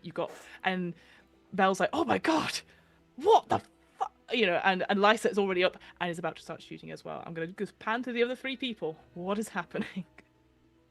I think. What are you guys doing? Where's Cuff? Yeah, where is Cut? I would have, I think, tucked in with you, to be honest, fine. the dog. Because, yeah, I think I have ulterior motives for if we end up in a pickle, wanting to, if I do get some time with you, to chat to you. So I think I would have kind of tried to kind of creep along, maybe in hope of getting a conversation if we need to. And also to kind of be a bit of a bodyguard. And I think as soon as I hear a gunshot, Yeah. I am just running out of place to go and make sure that everyone's okay. Yeah, you run, you get to the carriage easily enough. Oh, you get up, and yeah, you can see that again. It's almost slow motion, this fight now. What is happening? Where is on the ground, like again, shot in the shoulder, screaming. You can see Belle is sort of confused by what happened, and Lysa's going for her gun as well. I'm gonna That is the picture you've seen. tackle Lyssa to the ground then. Back to the ground. Okay. This is a skirmish roll. Yeah. It is. Violence isn't the answer, Lyssa. Take it from me. It's also. I'm going to say it's also desperate. Yeah. As well. So you need a 6. I'm also Sweet. gonna say, because you are stabbed in the shoulder. Yeah. It's gonna have a reduced effect. So even if you do wrestle her to the ground, she's still gonna get a shot off. Oof. The, all right. the negative consequence, if you don't succeed, is that she is going to shoot Belle. Can I ask? Oh no, it's not about the egg on. Sorry, go Shamini. Did Roderick leave my body either when planned when we came in, or when I got shot? And is he visible? And is that enough of a distraction that he is suddenly there? I'm going to take say help? I'm going to resolve other people's actions first. I just want to make sure, because yes, the answer is yes, but I wanted to make sure other people had a go of Yeah. like, coming into the space. But yes, I'm going to honour that he will be out of the body in a second, but not to affect. But it this won't roll. help, Cuff. Yeah, okay. Not right now. Again, it Yeah. is bullet time. What is happening? Yeah, It's yeah, All happening at the yeah, same have time. Thank Yeah. you though very much, Shamini. That would have. All right. So I still have two. guns. Boom, boom, boom. Right. Okay. I have 2 dice still, so we're gonna have a look. Come on. We haven't rolled a single 6 yet this session, guys. Just Doesn't look like we have yet either. it's about time. Oh, you never know. It adds up to 6. It's a 1 and a 5. Oh, okay. Five Oh, is yeah, all that's a right. six. It could be a lot worse. Yeah. So what happens is that yes, you do tackle them, but because of your shoulder, you don't manage to wrestle the gun from them, and as a result, the shot goes wide and hits straight into Belle. It sort of pierces up, like again, it sort of goes like across their neck, and they sort of grab their neck, and you see the blood starting to spill off the tally marks and stuff He like did that. stab you. Yeah, sorry. I think I might just shout, Doc, we're going to need you in here, otherwise we're going to lose someone. I will pop out. And A creepy is dog Roderick box out of situation. where? Because that will affect what I do now. Let's leave it for a second. If your stuff's to do with Roderick, it'll be I just want to make to do sure the with doc that, gets to come in. Yeah, I agree. Doc, are you coming into this situation? Is there anything you're doing? I just want to make sure everyone has a chance to do something before Roderick comes out, because that feels like to me Roderick is last resort at this point. I just want to check. Can I just confirm who has been hit where? Where? Where? Yes. Where has been shot? I think name, in the, like Shamini. in the shoulder as they were coming in, like again, sort of Tarzan style, Rogue style, into the glass, and the place is now covered in glass. Belle has also been shot in the neck and is holding up their neck. I think it's like a glancing thing because they got tackled to the ground. Okay. Okay. So, yes, I think that I wasn't planning on it, but hearing Cuffs shout, I will pop up and Cuffs got Lissa. I'm going to say I've got her hands pinned down. I'm like literally like this to her face. And we're just like, I've got her down to the ground like this. Yeah. Okay. Yeah. You're holding her, I will step into the train carriage and look at Lissa and just say, death of one family member not enough for you, and then attempt to staunch. Well, I'll go turn to Ware first, being my pro, then just say, "Are you all right?" No, I got a shot. Good, Where? fine. And I'm gonna the fact that he's responded, and You're not Yep. dying. I'm gonna yes, the fact that he's responded coherently Yeah. shows he's not dying. So I'm going to put pressure, difficult with a neck wound, on the wound.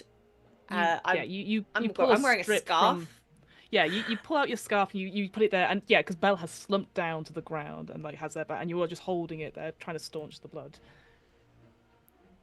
So, bullet time sort of resolves itself, and Ware is on the floor, screaming in agony. But then the voice sort of goes into two tones as another scream comes fully formed, and suddenly in front of all of you is Roderick, this ghost who has been with you this whole time. Longish hair, sort of scraggly beard, flat cap, sort of like white shirt, braces, with what looked like sort of blood spatter across their neck and stuff. His eyes are completely white. He's screaming in agony at this sort of the scene that he sees, and he sort of looks to Lissa on the ground as she sort of, and she can see his eyes, and he goes, "I knew it.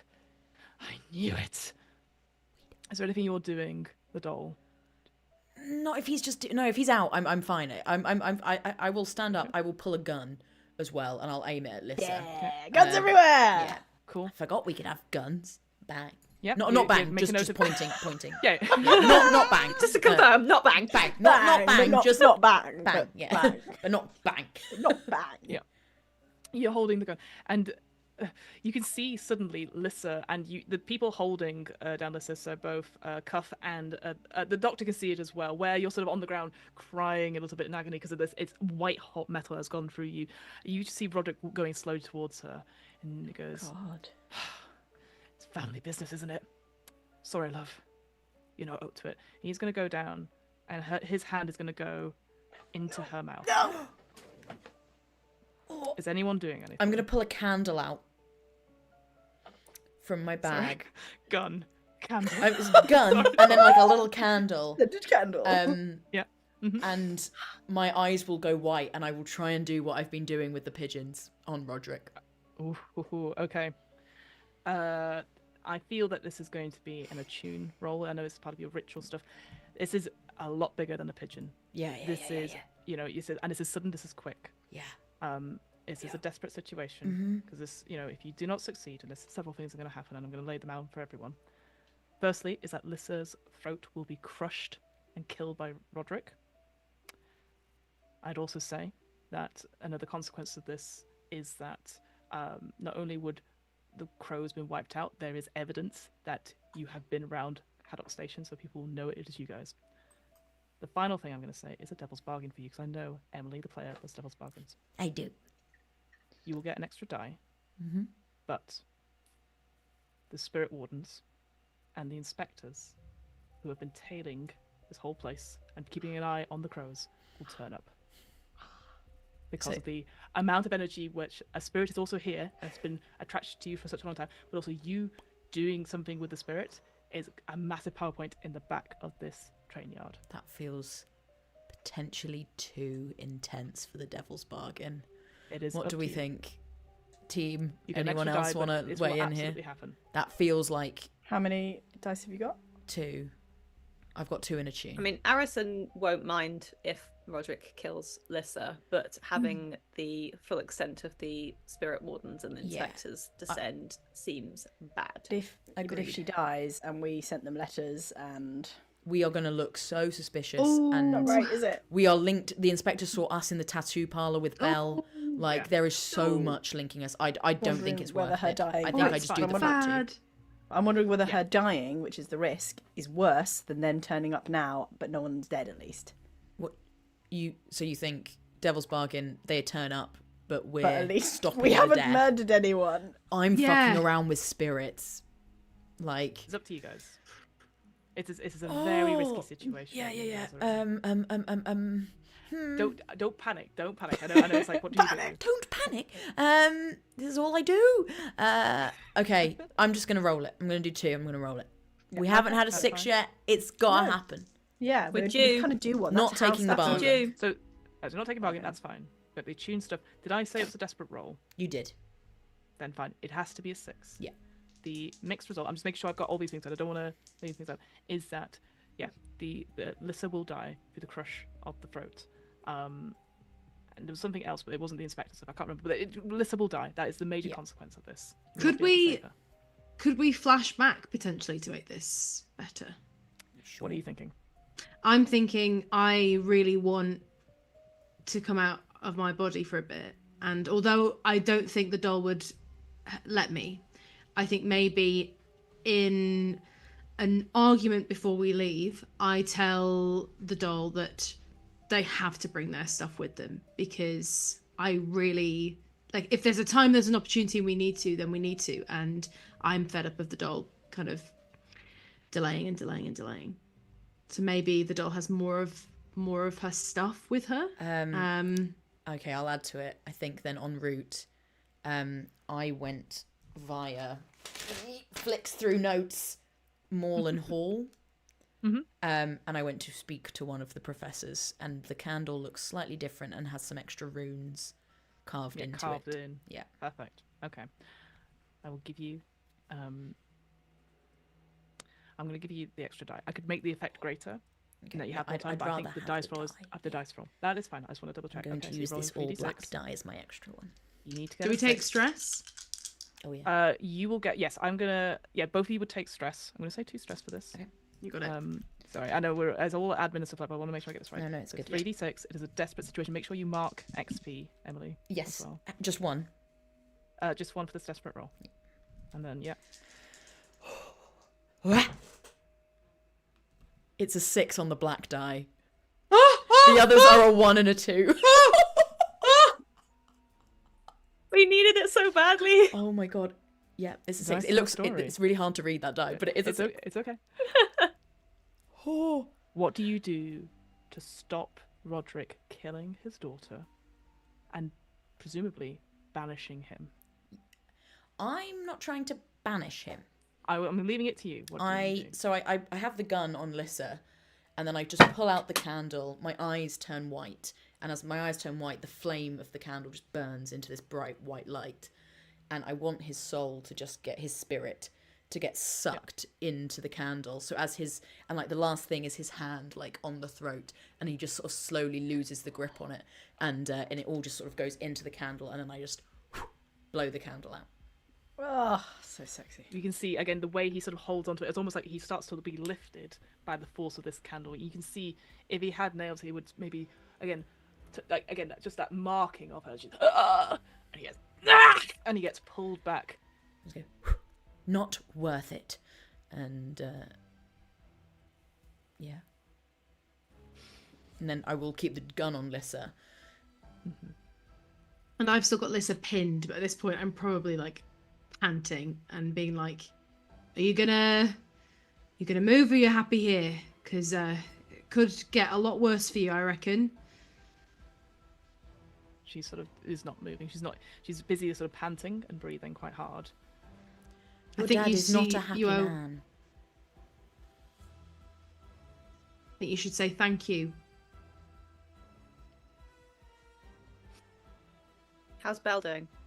Yeah. Let's do a quick check because you're staunching the blood. I think because you are a doctor, you're good at doing this. Like, he will need medical attention. Whether you give it to him or you drop it off at the hospital is another thing beside the point. But I do think we need to make something. Let me just double check. So I can attempt to stabilize someone who just suffered a mortal injury. Hey-o. That sounds part good. of my Is physica that's your... trait. Sounds useful. What does that have to be? Yeah, it's my physica ability. Yeah. What do you have to roll for it, my friend? Unfortunately, that's not clear. Okay. It says I can tinker with bones, blood, bodily humus to treat wounds. You can attempt to stabilize someone who's just suffered a mortal injury. You can study a poison, malady, or corpse.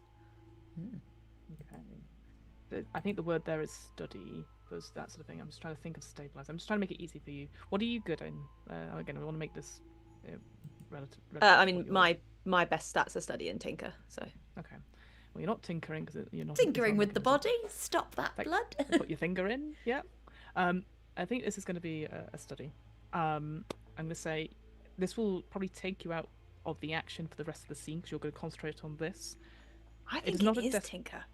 It doesn't matter. I've got the same might in both, but I feel like studying is looking at something, looking for clues, trying to put things together, and tinkering is actually the doing of the thing. If it's the same thing, we'll say tinker. That's fine.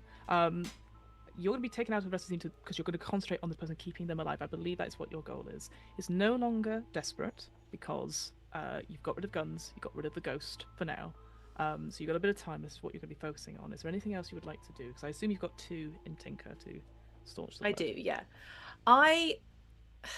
We still haven't heard a confirmation out loud from either person saying that they have killed them. That's why I wasn't so happy for the death, you know? No. So my condition, in the same way that I suppose we just saved Lissa's life for the same reason, is that I want to keep Belle alive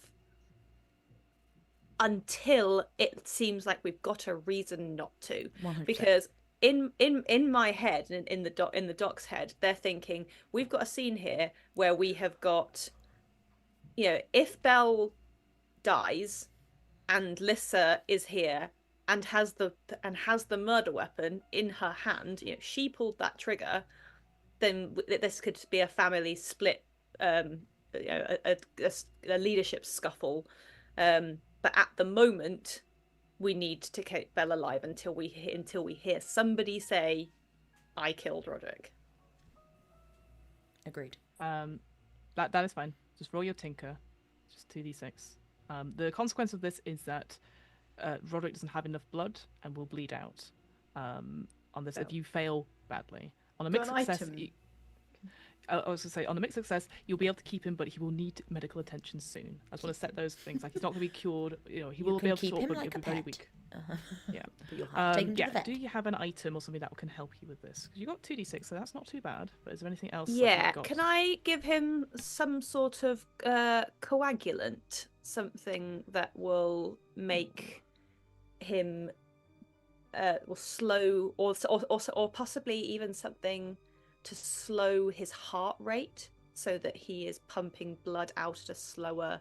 So give him something to make him bleed.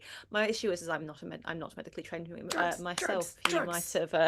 You might have you might I know. love both of those. I think you would have medical supplies on you anyway. Because you are a doctor. Weirdly, you are a doctor. Yeah, So I think, weird. what I'd say, I'm not going to give you an extra die for it, because I'm going to give you greater effect. So only on a 1 will he die. Anything else, you will staunch the blood, he will be able to talk, but you will need to take him to a hospital. That's what I'm saying. I'm not going to outright, like, he's gone, etc. Okay? Thanks, Fiona. It's okay. Try my best. That's 2 4s. Okay. So yeah, you're holding on, and he's struggling to speak, but he's not bleeding out. He's focusing on you, and he's holding your hand to his throat. So he clearly wants to live as well. He's not, and he's looking to Lissa, looking to the rest of you, looking towards where the candle was that the doll was holding, and he's just, again, it's very finding it hard to speak, etc. So he's not giving anything away, and you know that it's only a matter of time before you have to get him seen to by something. But he's not dead. So you've got him stable for now, I say, with the physical role, but he will need absolutely medical attention, so you might not be able to speak to him necessarily. Where you are on the ground. You are fine. The bullet has gone weirdly straight through. I'm not fine. I got shot. I know. Is there anything you're doing? Just want to make sure you got something to do. I'm just crying to myself. Cry? No one Okay, cares, crying I got is shot. always a free action, Shamini. I will Thanks. never make you roll for it, so. Mm. So, what is it that you folks are planning to do? Is again, I'm just thinking of downtime and what time we've got left, so I might just end the scene. But Yeah. it sounds like you want to make sure We want one of them to say something. something. I'm going to Okay. keep pointing the gun Okay, at Lissa I feel like Yeah. you. Yeah, If you talk to I was gonna Lissa- and be like, start talking. It seems that my friend here, with both the ability to control your father's spirit and a gun to your head, holds your life in her hand, where I hold your brother's. So somebody needs to start talking. looks to you, Doctor. And suddenly we sort of flash back, it's not mechanically, we flash back to that sort of thing where the positions were reversed, in the sense that she was just there having an oyster, seeing possibly a little bit of panic in your eyes, and you are now seeing the panic in her eyes a little bit. And she looks to her Good. brother, looks to the door, she goes, I've heard stories about you, Doctor. How people insult you or make a pass or something at you, and you fix them. If you've heard stories, you'll know what happens to those that make a fool of me. I do. Would you like your fingers sewn on somewhere they shouldn't be?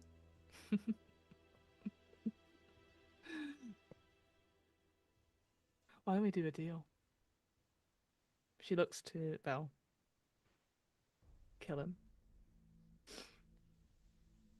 And maybe I can find you some of our contacts, and you can have a little bit of our payload when we do our little jobs.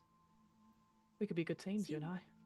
It seems like you're not in the strongest position to bargain at the moment. We could leave both of your bodies here and take up your crew's position in the city. What did my father offer you? There's much Don't more know than why that's of any that. of your concern. No. Secretive man, my father. That's why he didn't want either of us to take over. And so you made sure that you did, I guess. I got tired of waiting. Naturally. Seems that you go after what you want with rather pointed intent. The Crows works so much better now. We're organised. None of this fucking peace in Crow's Foot. Everyone with their little squabbles. My father insisted that we had to work together, but there's no point in working together when you can have a much larger piece of the pie if everyone else is distracted with their own hunger, their own pain. You showed excellent teamwork when you killed him.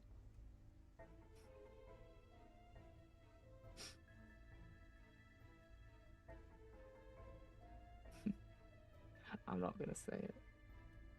Until you guarantee my safety. And you kill him. Frame him. I'll give you what you want. Doc, if you want me to maybe practice violence in a more appropriate way, I'd be happy to give that a go right now. I could do with letting off some steam, but I'll wait for the word from you. Can we please flash back? Mm-hmm.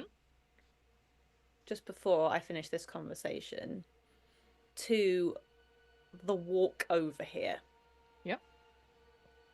And can we be having a conversation, because I feel like we kind of haven't, about what we want, how we want this to end up.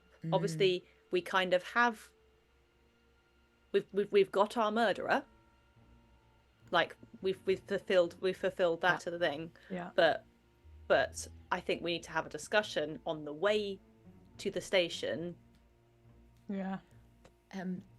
As much as I think we should have this discussion, where I'm really sorry, but you are holding Roderick in your body. Oh, do I have to go away again? You have to hang back a bit, I'm afraid. Okay, I'll just be here by myself because no one wants Ware around. It's not you, it's the weird Fine. spirit in your Nobody wants you. head. We have other uses. Look. I think this takes place when Ware is daubing. I know what you do. Yeah, perfect. Yeah. Yeah, we all take a step back and Yeah. just while And, he's and doing you're that. like, Ollie's- otherwise it's mirror writing, you know. Like, I sticking my don't head. trust this ghost. No, me neither. And from the sounds of it, neither of these people are good people. Look, these spirit wardens have been following us. What if we let the ghost out? And then leave them tied up for the spirit wardens, and they can do the explaining to them. They'll just name us. We're not there with the body. We're not there with the Terms- ghost. In terms of crew makeup and everything else like that, so Roderick brokered the peace, didn't he, between the lampblacks and the red sashes and the crows. So that is good for us, for everyone to keep getting along. Peace is good. Yeah. I don't think. I mean, what Lissa just said to me. I mean, Arison, full disclosure, will not want to do that. They do not like Lissa. Yeah. But there's not even an angle where that's a sensible choice, crew and reputation and things wise, right?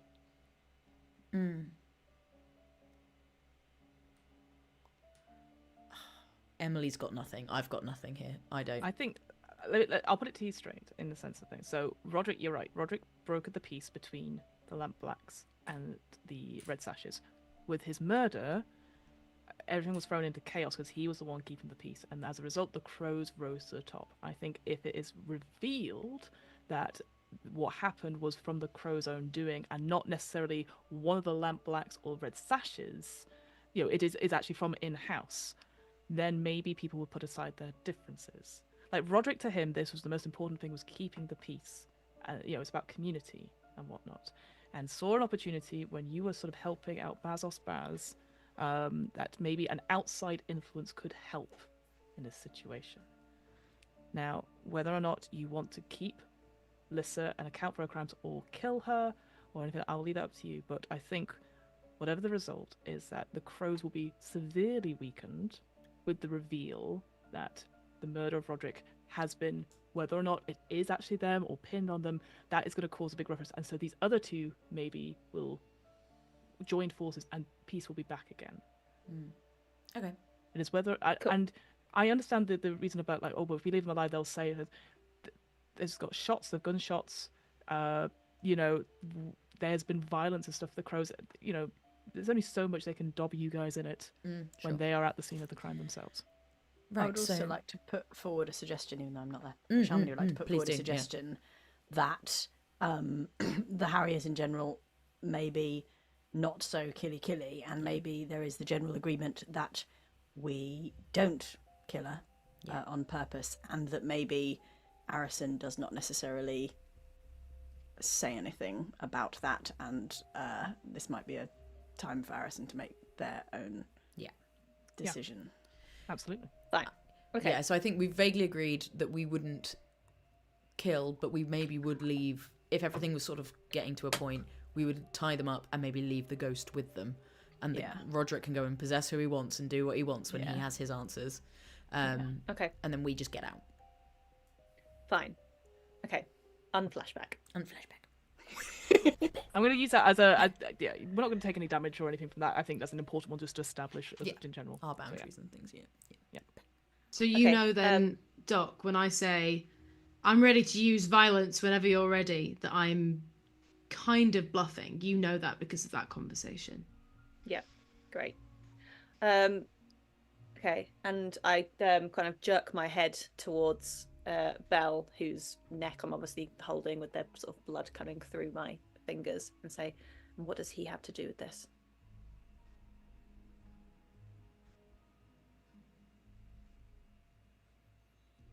Well, Fiona, we can't hear you right Fiona, now. we can't hear you. Alyssa? Okay. Oh, there you are. Sorry. Yeah. Yeah, I'm here. Sorry. I was saying, he's just a gullible little daddy's boy, isn't he? Always wants to impress him. So he took no part in this. Oh, he took part 'cause I told him to. I'm gonna look in his eyes for confirmation. It looks like there's truth there. Double murder. Double murderers.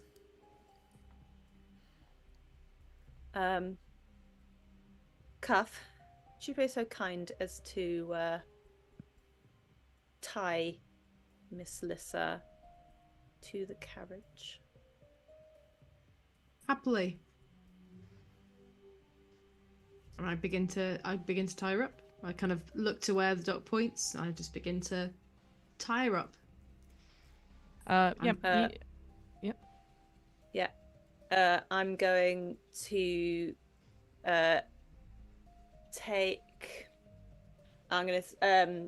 I assume there's a bit of there's a fabric cover on the seats. Mm-hmm. Okay, I'm going to tear a bit of the fabric off the sort of balconette seating that there was on there, and tie an additional staunch round Belle's neck, so that I can remove my hand, and then step away, and then look at the others, put my hand on Ware's shoulder, and just say, "I think Alistair needs medical attention, and it's probably our time to go." Sounds about right. The doll will take the candle and place it in between where the two are tied up, and sort of reach their hand out and sort of have the flame begin to like smoulder, like not fully burn, and just go, "We should go. There's going to be an angry ghost very shortly." And then she'll just sort of whisper into the candle, "Roderick, it was both of them. Let's go." Okay.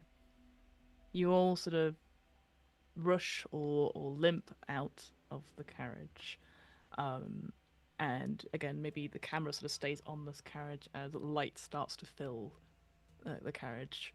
And As I turn, I'm gonna sort of hold Ware out and sort of pass him down towards Cuff, probably because she's the biggest and strongest, and sort of wait for them to file out, and I'm gonna leave last, and just be like, I'm gonna hold her on her chin and say, "Enjoy some daddy-daughter time," and I'm going to take a vial of poison and put a couple of drips into her ear before I go, please. Yeah, easy enough. She sort of like lets you do it, defiant to the end, not letting you have this little parade. And she goes, "It's much worse. It's much worse than you think." What is? I had a look in the wine cellar before I left. Much wine in there, was there? Stores running low, business not doing well. You see the sort of like bits of like black ichor start to pack up and goes, "Give my regards to the stranger." Fuck off. Fuck off. And the sort of the black ichor starts to come out and she starts to shake and shake and Cannot be good. I'm going to say to her before, as I sort of step down out the carriage, I'll say, "Slow acting, so you can watch him die first." she just laughs. Roughly as you get past leave. Roughly as you get past platform 1 next to the Duskvol version of Pratt. Let's Pumpkin Cafe. Yeah, Pumpkin Cafe. Let's quickly end the heist. Well done, team. I think we did a do good so. job, I maybe? think Question we mark? maybe did. Sort of, maybe. Possibly. No one died, I don't think. I think everyone's going to be fine. Yeah, I think That's they'll the all last be thing I okay. heard. Died? We didn't necessarily do it that we're I don't remember anyone dying. aware of. I don't remember Harrison anyone being did. dead. So, Me neither. no. So let's go quickly into XP and downtime and all that sort of stuff. So XP stuff. Let me do. Oh, I never have it to hand. Excuse me 1 second. But people can do their XP on their character sheets as well. So make sure you've marked it if you did desperate actions and whatnot. Make a note of that. If anyone wants to argue for stuff that they did, like, "Oh, it's bad in my background," or this, please say away whilst I I look further think crew stuff. I embodied a core nature of my playbook by fucking around with spirits. I also believe that I expressed my beliefs, heritage, or background by going to the hall and getting the extra weird ritual stuff carved into the candle. So I Absolutely, would that's like 2 2 extras, please. You get 2 XP. What I'd say is that it doesn't have to be about this session. You also have last session as well, because it's still the full session. So don't panic if you can't think of something. You definitely would have done something. I think so I have a embodied think. my core nature of my playbook as well by coercing and being violent. Nice. Sounds good. I definitely used technical skill and mayhem. Yep. And medical stuff. Admin. Yep. And I think I expressed my background of not liking other people doing stuff to me. Mm-hmm. Fushu. None of my roles were desperate, were they? So I can't have anything for that. I don't believe so. No. And where? Just to check. Hello. Yeah. What was Did you the have question? anything? XP. I'm asking for XP from your I did character. two. I got flavor. 2 harm and one desperate roll, so I think 3. Yes. Oh, yes, of Oh, course. do Because you yeah, get- if you get harm. Is that yes, only you where get a that gets that? When Uh, harm or that's- trouble impedes you, it says actually. Oh, I've had that you're hot. twice. That's happened to me Yeah. twice. Oh, I get another one. Yes. I've Yeah. got a So harm. anytime your harm levels impede you as well, then yeah, you get an XP. Yeah, as I did that just said. twice. It's me. Sweet. Not really. Oh, when it impedes you, not when When it impedes you. happens. It's when you get Yeah. consequences. Sorry, when you in which couldn't case I shoot- didn't when you have couldn't any- shoot I because didn't. you. I had to do 2 Correct. rolls Yeah. with 1 less die Yeah, because of my yeah, silly yeah. shoulder. Okay, so I don't have that. That's fine. Great. Okay. Cool. And just to check with yourself, where anything in terms of like beliefs, background, or anything like that, you technically had a conversation with Petra at the beginning of last session when you talked about your sort of kind of talked around the background stuff a little bit. If you want to include that. Question. Mhm. I filled in a clock on my XP. I've got 6. Yes. So amazing. can I put a new Yeah. dot in something? So you can do if that's in your downtime. If you wish to use it, it's a downtime activity. Yes. And yeah, what I'm saying, and again, just to clarify for people viewing at home, normally it is 2 clocks worth of 12 XP, but because we've got such a short amount of time, I've reduced it to 1 clock, so you can get you can use that, and then we use a montage in that sort of sense for that. And I know before anyone says it, I know the XP stuff. Oh, it's like 1 to 4 clocks. I'm just doing 1 clock, so we do not have time to do stuff. So yeah, absolutely. But I'll be in your downtime. You choose an action to do the training for that. Okay, then just moving on quickly to the crew playbook in terms of XP. So, did we, in this heist, the whole of it, did we acquire product, execute clandestine sales, or secure new territory? Maybe more new territory if the crows are going to disappear a bit. I'm not sure we've secured it though. Not secured, I guess. Yeah, no, it's fair. No, so I'd say no. Now, second thing, did you contend with challenges above your current station? Yep. Mm-hmm. Yep. Absolutely. Oh, yeah. And I think this happened multiple times, so you're going to get another 2 XP for that. Did you bolster your crew's reputation or develop a new one? I think you bolstered it. I think you could have easily sort of let what happened at the tattoo parlor and at the sidearm public house and gone, oh, we just need to find out Rodrigo. But you've actually said, put 2 fingers up to both people and have basically taken off the head of the crows as a result. It'd been very risky, but it shows that you're not to be messed with. So yeah, I think that's another one there. And then finally, express the goals, drives, inner conflict, and nature of the crew, which is vice dealers as a sort of general thing. I'm just saying no because it's not really connected to what you were doing. But that's also the nature of the heist as well. I asked you to investigate a murder rather than dealing in vice. So that's fine. Okay, so I believe that's 3 XP for the crew stuff. And the crew XP can also be used to upgrade stuff as well. Maybe we'll do that off stream again. I don't want to worry people just now because there's a lot to think about. All right. Now, moving on from XP, we're going to start the beginning of downtime. So downtime is a little bit different this time thanks to version 1.1 of the new Blades in the Dark deep cuts. Instead of doing Fallout first, we're going to do the payoff first, which totally makes more sense. And I don't know why we've not done it earlier. So in terms of payoff, we're going to get 4 coins per PC, so that's going to be 4 coins to begin with. Sorry, 1 coin per PC, so that's 4 coins. Sorry, yeah, I know. I got too excited then for a moment because I was like, we did it. And We're then rich. And then we're also going to get some more coin equal to the target's number times 3. Now, let me just double check what the crow's tier is. I don't think it's that high. Boo. It's like a I'm 10, sorry. I think. Like Yeah, a I'm pretty sure 10. they're like 20. Yeah, they were real badasses, weren't they? We just took them down We like it just was absolutely nothing. destroyed them, yeah. Yeah, no problems Absolutely. there. Easy Don't remember any peasy problems. lemon squeezy for the Harriers. Sorry, I was sat here earlier and you're like, what did we do? We've punched an old lady. Oh no. I don't remember I don't know. that. I don't remember Yeah, that I don't bit. remember any of that, No. yeah. Okay. Fiona, you're fine. hallucinating again, yeah. They are tier 2. So 2 times 3 is 6. So in total, you're getting 10 coin from this. And that coin is the stash. And what I'm going to say to justify it is that you forced Roderick to write down where this stash was before you left the hideout. Because you said that we need guarantee of this. We've done so much so far. So that's where you get the stash from. And when I say coin, it could be a whole number of things. And because you've got a lot of coin between you, I know you're going to use some of it to spend for vices and all that sort of thing. You can invest it in stuff. You can use it to pay for crew advances, etc. And again, maybe we'll do that off stream. Yeah. And just because I don't want to not waste time. I don't want to worry people with like making decisions right now. Talk about it at the start of the next episode.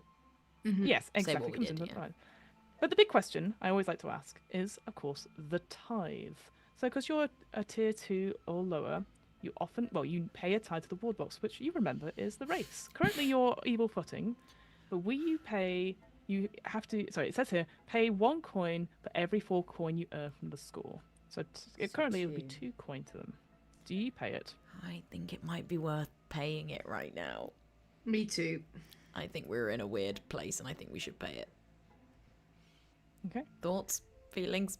Yeah, I agree. We've basically knocked one gang off their perch. We probably should not Yeah, go we for should another one in the same add week. a target to our backs at the same time. Oof. Yeah, It's we'll almost like pay it. you use the stick to hit one, but then give a carrot to the other to show that you Yeah, are nice exactly. guys after all. Yeah. Okay, that's fine.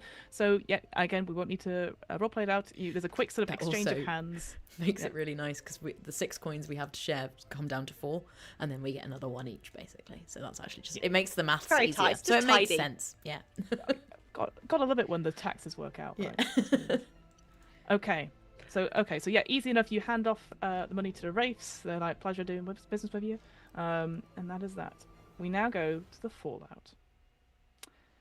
So we won't do the adjustment status stuff because again I do that off stream. But let's talk about heat, shall we? So was this a smooth, low exposure operation? Yeah. Yeah, we did it in. It was pretty low a- exposure. Very low exposure. Only the second part. Yeah. Oh yeah, the first part maybe wasn't. Oh I wait, think the it's still first part, funny. yeah. Yeah, I was gonna say, was there not a fight in a tattoo bar? I don't remember I that. in a remember tattoo there parlour being with one we got witness. stabbed and then a smoke bomb went off. So I don't How really strange. think Very And it was- stealthy. It was a Yeah. fight Very with stealthy. one Smoke is witness stealth. and a conversation. That's the only things that have been seen. One witness who was an inspector who is not That was corruptible. unfair. I'm gonna say I'm gonna take Okay, in two between the witnesses. two and give you one heat for it. Fair, valid, I valid. do agree. We'll It take wasn't that. as exciting in the sense of like explosion stuff from last time, but it was. You weren't sneaky silenty because there was a fight. I'd say. Yeah. Those Alright. gunshots. How well connected or high profile was the target? Pretty. So I would Edith? say Roderick was well known, but it's been a month, and Lissa and Belle were sort of struggling. They might not have been as well known to the general criminals because you had to find some information out about them. Hmm. So I'm going to say, I'm going to give you another heat for it, just another one heat for it. So they are not well connected. They were establishing themselves in that sort of sense, trying to take over. Now here's my favourite one. Did we have open combat? Did we have destruction and or mayhem? And were we at war with another faction? We're not at war with another faction yet. No. But what do And we no think about destruction or open mayhem. destruction or mayhem? Open combat? Not open being Not super open. In a Combat, tattoo yes. parlor Yeah. behind but little in the little curtains. carriage. Like it wasn't really combat. We kind of fucked them up real quick and it was done. You know. And you were like, smoke bomb, gone. There was combat though, in the sense that But not combat open. Like, happened. again, I think because like it's not a tattoo brawling in the street. parlour Yeah. compared to the sidearm public house, I think that's the Yes. difference. Yeah. Because obviously, if it was open there in a neutral territory, then that would be different. So I agree.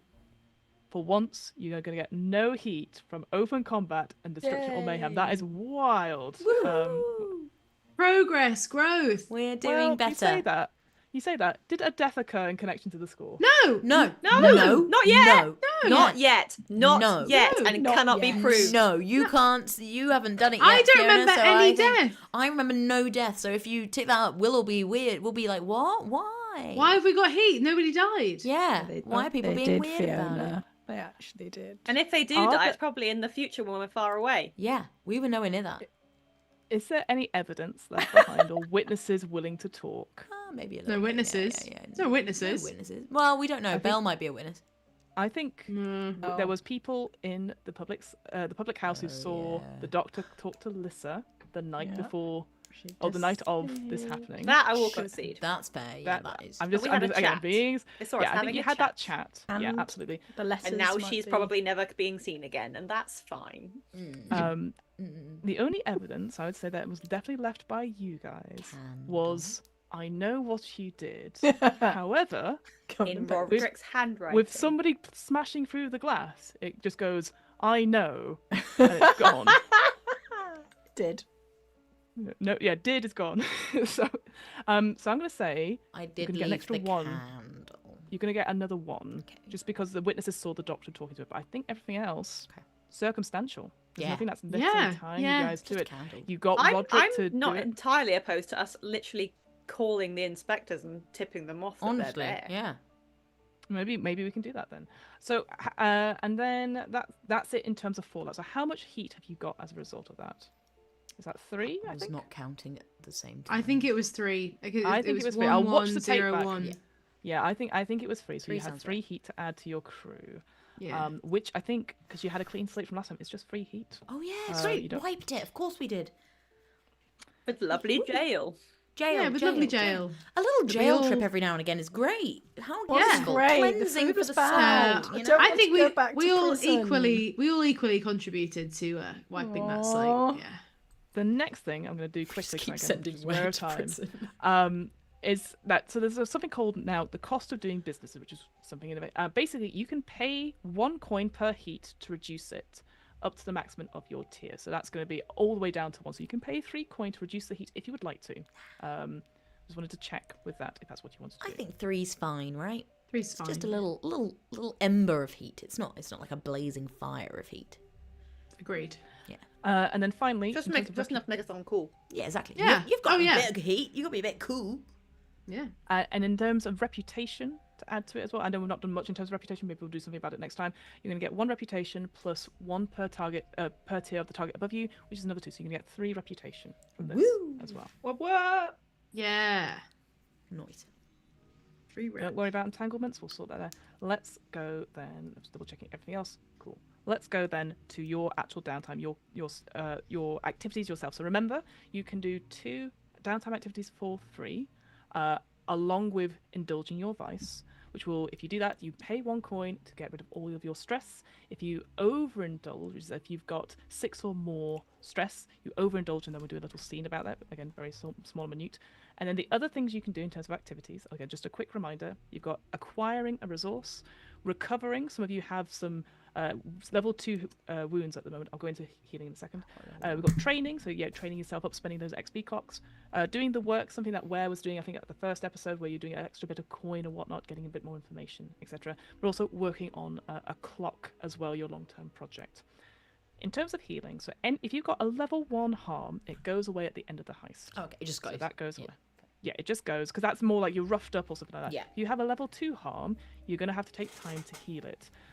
So I believe, don't quote me on this, you must use, oh no, it's level 3, ignore me. You can use one of your things, when you recover, you just fill in your clock. Let me just double check. You gain ticks on your healing clock equal to your cruise tier plus 1. You're currently at tier 0, so you get 1 tier. If you want to work on it, you've got the Physica as well. So let me finish before you ask me something.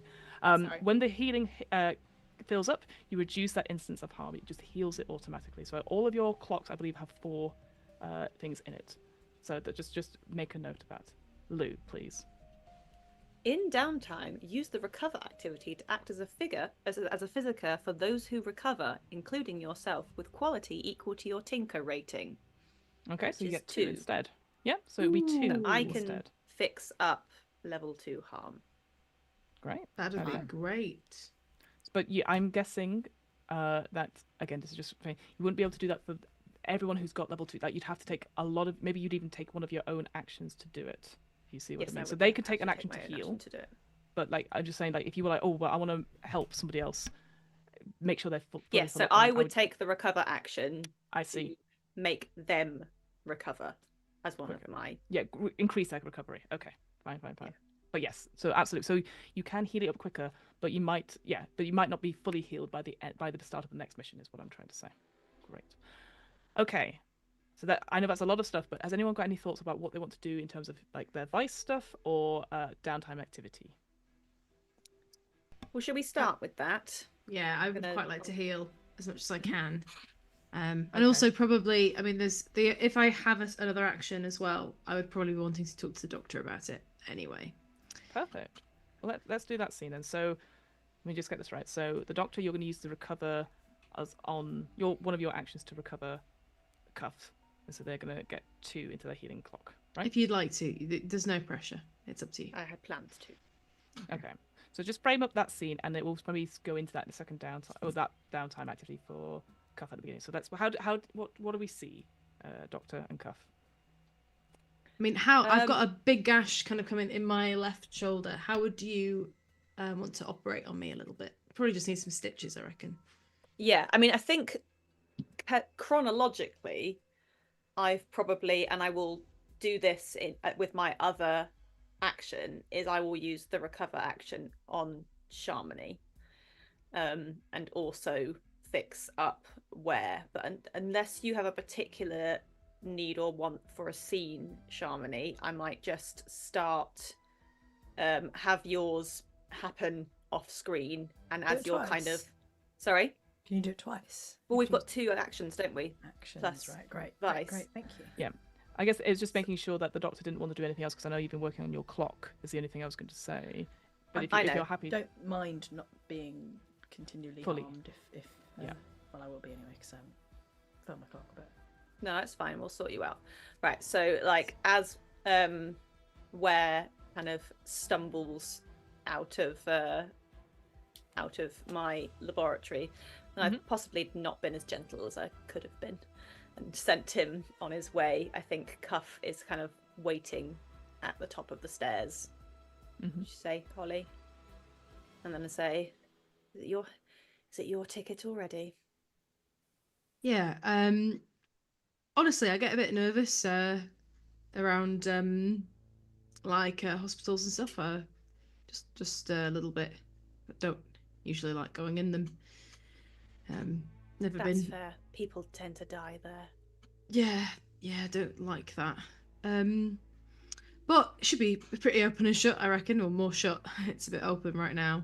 And this is a library, so it's totally fine. Yeah, except I've not Completely been in different. this bit of it before. Usually leave you to it. Well, I know they don't like dirty feet walking through it. Yeah. Shall we? Yeah, let's. We'll go downstairs and I'll gesture for her to sit up on the and I'll wash my hands and start getting things out. I've been meaning to talk to you about something else actually. Something I thought might be useful for both of us. I've been wanting to test Spark in a controlled scientific environment. Well, that is both unexpected and intriguing. You've caught my attention. I think it could be useful, but I don't want to. I used to lose control a bit. That's the thing, and I want to make sure I don't do that. So I wondered if there was a scientific method where we could test that, but we could be sure I wasn't going to hurt anyone. Your body or your mind? I only am afraid of hurting other people's bodies. No. The control. You lost control of your body or your mind? My mind. Because of? I was feeling very angry. And yeah, when you lose control of your mind, your body Follows your suit. body, yeah. And this anger comes I'm working from on it. a natural place. Yeah. It comes from something really reasonable, but it's I keep hurting other people, so I need to stop that. And you suspect that the spark will help with that? I suspect if I can overcome the spark, maybe I can use it to help people if I'm stronger, and also be able to keep control of my mind while I do it, you know. Well, something I've been doing is looking at the compound itself and seeing its effect on rodents and the such. I must say that having a live subject is certainly something that would speed along research purposes. I would love to help. If there's anything I can do, honestly, I'll be a guinea pig. I don't mind. A willing guinea pig. What a gift. Yeah. Well, you've done things that I've done, and you you don't mind too much anymore. How's it Very looking? well. My shoulder. It is relatively clean. Hypodermic, wasn't it, that struck you? Yeah, it was. Yes. So it is deep and ugly, but it's not going to do anything permanently, I wouldn't think. But I would recommend not punching any old ladies in the face for a while. Make it worse. Yeah, I'll try. Maybe you can help me with that. Fix me inside Do my now. best. you know. I shall take notes. All right. So yeah, heal 2 segments of your clock, and the Got it. same for wear. I understand it, Doctor. And those are your 2 downtimes. I'm just checking. Yeah. Cool. That's Your soft. sorry. Is that 2 segments plus the one from the crew? Just 2 total. Just you're just doing 2 segments. Okay. If you're gonna use one of your downtime things, then you would then Okay. do another one. Yeah, Okay, don't worry. cool. Just to check with the doctor, are you going to indulge in your vice? Yes. Okay. Yes, I'm quite stressed, and also I've had to be nice to people and fix them up. So yeah. I think All we right. Oh, need yeah. to have some time of Spend- not it being that. Spend a coin and just quickly paint the scene in terms of like what you're doing. Oh wait, of course. Sorry, I was like, how much stress do you have? How much stress do I have? I Mhm. have 1, 2, 3, 4, 5, 6, 7. Uh-oh. Sorry. Uh-oh. Fiona's so happy. Uh-oh. Fucking What's stress. happened? Punch in the Seven's No. fine. Let me find 9's it. maximum. It's not fine. It means you overindulge. Yes, that is exactly it. I just want to double check. So I Why get does it this mean right. that? Because you 6 got and to over, 7 stress. apparently. If your You get stress level is more. 6 or more, you overindulge and you have to roll on a table of overindulgence. I also What got pa- 7. You got 7 per. So you Because see of the your- food, I have But that's 5, when not you- 6. But that's when you. Sorry, I'm confused, but I'm also possibly thinking about Old Blaze in the Dark rules. You 'cause are used to probably have thinking of Old Blades in the Dark. 'cause you Normally, used to have to roll to get rid of stress, and if you rolled higher than the stress Yep. you had, you Yep. overindulged. Yeah, now Correct. it's you don't roll normally, but if it's 6 or more, you Yeah. just automatically. We're getting rid of all overindulge. dice stuff in the thing. Yeah. Oh, sorry, I can't. Let me just double check. So I just wanted to get that table up for me. So yeah, if you roll a d6 and tell me what you get on that, you'll still get rid of all your stress. You pay the coin, but it's again, it just gives us a little taster, a little prompt. That's a 3. 3. Okay, give me a second, as I'm desperately trying to find. Where did it go? Does anyone have the table to hand? I seem to have missed it. I'll have it somewhere. Don't worry. Here it is. Here it is. Here it is. 3 is you brag about your exploits, which will get a +1 heat to the team. Okay, I know that. Person on the table. Yep. Then I had to be nice to people. Yeah. It was awful. And then she bloody poisoned me. Ugh! Anyway, go Okay, on, Lou, can sorry. I slightly re-flavor that, but they had to have the same effect? It's going to have the same effect. Whatever it is, it's going to be a +1 Yeah. heat to the crew. So that'll Yeah, be that's cool. fine. Yeah, that's fine. Um, Tell me what it is. I think, yeah, because I think it's a kind of excess of emotion, not necessarily a brag. I think as I'm at the barge one evening, you see a figure, a hooded figure who is strapped to a whipping cross, and you can see, and you sort of join it. The camera kind of comes in medias res, where it's obviously clearly been happening for a while. You can see the strain of exertion on Arison's face and the kind of sweat going down their brow as they kind of put lash after lash after lash, and you can and when they're doing that, quite often, maybe more often than not, as they put a lash down, they say Lissa's name. Beautiful. Yep, absolutely. Perfect. Love that. Okay. So yeah, I'll make a note of that. So you've got 4. Does anyone else want to go next in terms of their vice or Yes, the downtime 'cause activity? I've also got 7 stress, so I'm also going to. All right. Do you want to do your downtime stuff first, or do you want to do your vice? Like, I don't mind either way. Vice. Okay. So you pay one coin to alleviate stress, and then yeah, roll that d6 to see what we That was get. a 6. So. Wasted your vice costs. Oh a my downtime god! activity. Yeah. Wasted. Your vice costs a downtime activity, so you'll only have 1 as a result. So frame it up for me. in terms of what you are doing with your vice, which I know is food related? Spending all the money on all the booze and all the food, and maybe just mentioning to people like, I got shot. Telling anyone that will listen. Ow! I got Ow! Like, have you ever been shot? I have. Like, let me tell you. And let about me it. describe exactly how it feels. Yeah.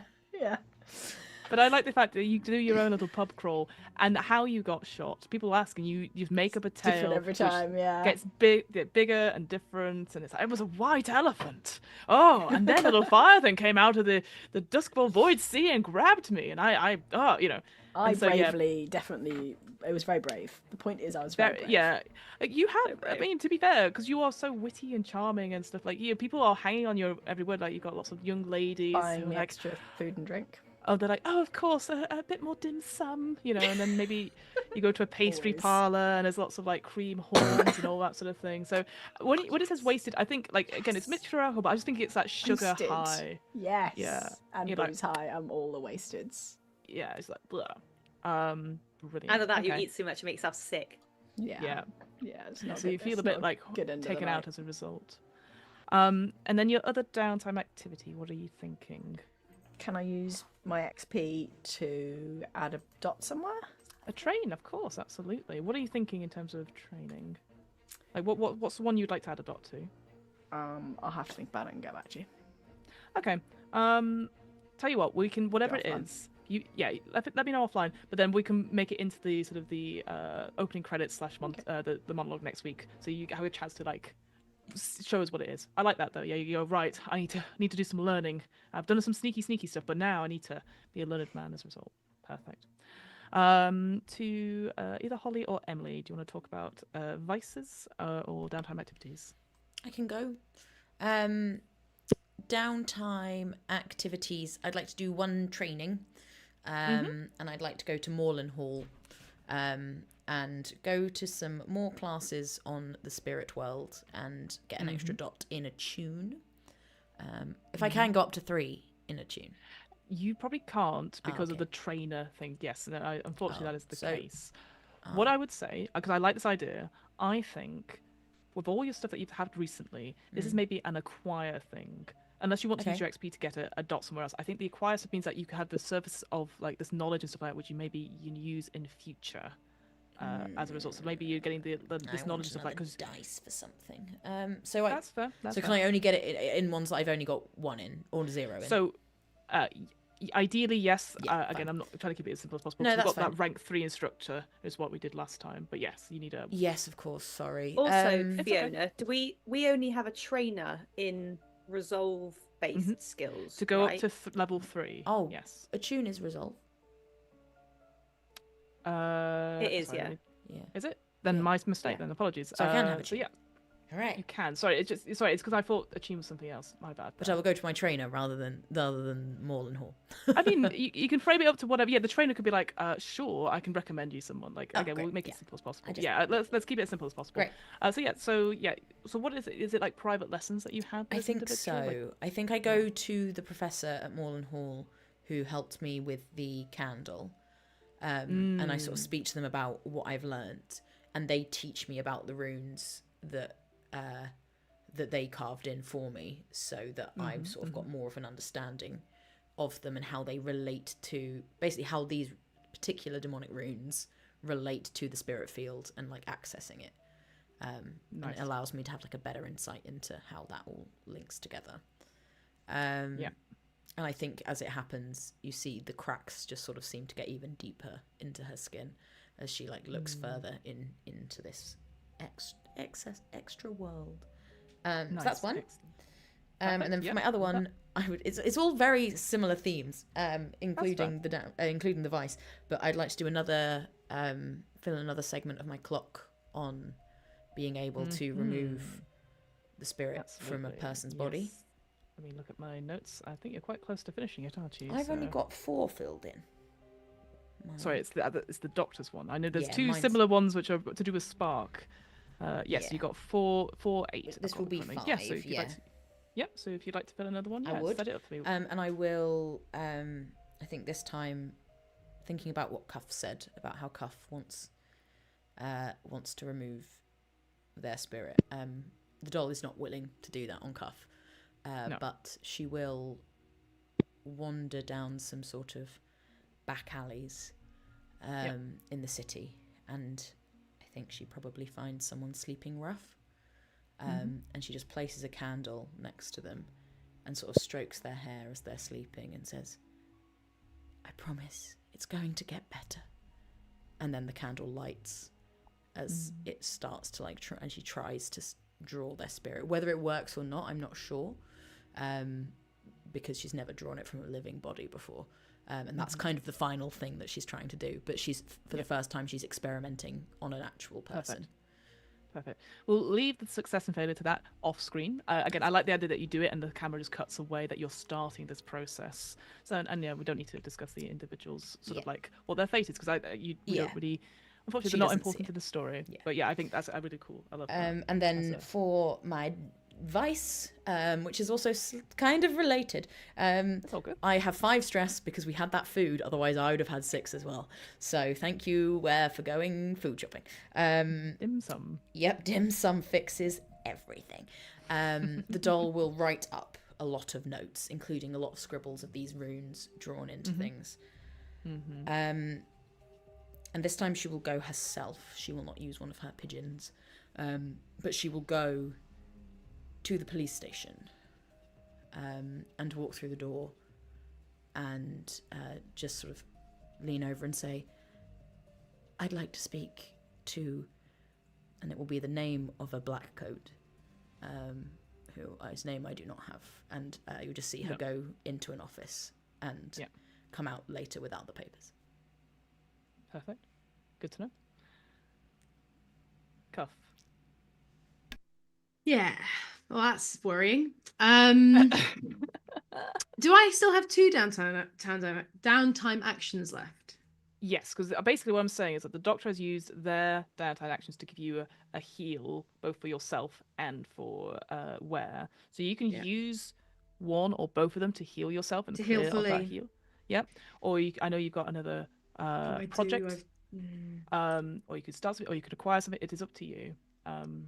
I think I'm going to. I've got 4 things of a clock filled in. I've only got 2 left. I'm gonna. I think this is a lot for Cuff, though. It was a tough week, physically and mentally, and I think she's so grateful to, especially the doc, and she feels like she might be going towards a better future. That I think she's going to spend her time healing and fill in the whole thing of the clock and get rid of her wound. And fair enough. Yeah, using both so yeah, you basically take bed rest. You sort of sit there, and maybe it's a little bit jittery because you worry about stuff. You're thinking about Marlene. You're thinking about all the things outside, and you can't help because obviously you're maybe you've got your own quarters and stuff like that. But every time you need to go get your bandage reset or something like that, you do come into the doctor's lab, and unfortunately, the person who's still there is Lydra, who you punched in the face, and who hasn't moved much. Again, sleeping off, and is clearly quite keeping herself to herself. Doesn't get you in the eye or anything like that. So it's a bit of a dour one per se, but after a week or so, it is healing nicely because you are not moving and you're not doing anything physical activity. That said, you do have a vice, and I know your vicing is punching people. I'm happy, if you've got something akin to that or similar, I will let you have it. I'm not going to be like, well, it's not fighting. My punching vice, Lydra. My vice is being punched so that I can get out of my own head. I wonder if there's an emotional version of that I can do by making myself see the damage I've done to Lydra, which hurts me so much. Yeah. Maybe that. Absolutely. I guess that is fair. I think for just pay 1 coin, reduce your stress all the way. To Lydra. Just like, here you go, Lydra. I'm going to say maybe you set up the scene with Lydra is that maybe one day it's a little bit too much and you go and speak to her. You sit by her side and she looks at you. Her eyes this whole time have been complete, like, sort of void, and she blinks and moves and stuff like that, but again, her head is bandaged up and it is rebandaged every single time, and there's nothing scary about it or anything like that from the doctor's point of view. It seems to be healing as well as it can, But yeah, she doesn't say anything to you. She stopped crying and all that sort of stuff like it. She sort of looks like a little bit more like herself or coming back to herself. And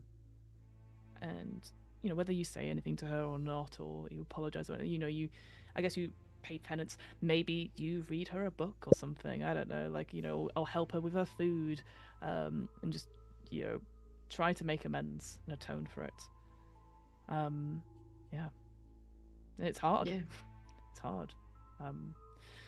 But yeah, you beat yourself up, and maybe you continue to beat yourself up because of what happened. But these things happen, and the weeks passed, and it goes. Okay, that's downtime, and Vice is all sorted. Thank you for that. Thanks for being patient on that. Let's do the final scene, as always. Okay on then, right. Fiona. One sec. I'm just we're all gonna get sit ready. Hang comfortably. on. One Okay. night, there is a knock at the door of the hideout. Quite late at night. Who's going to answer the door?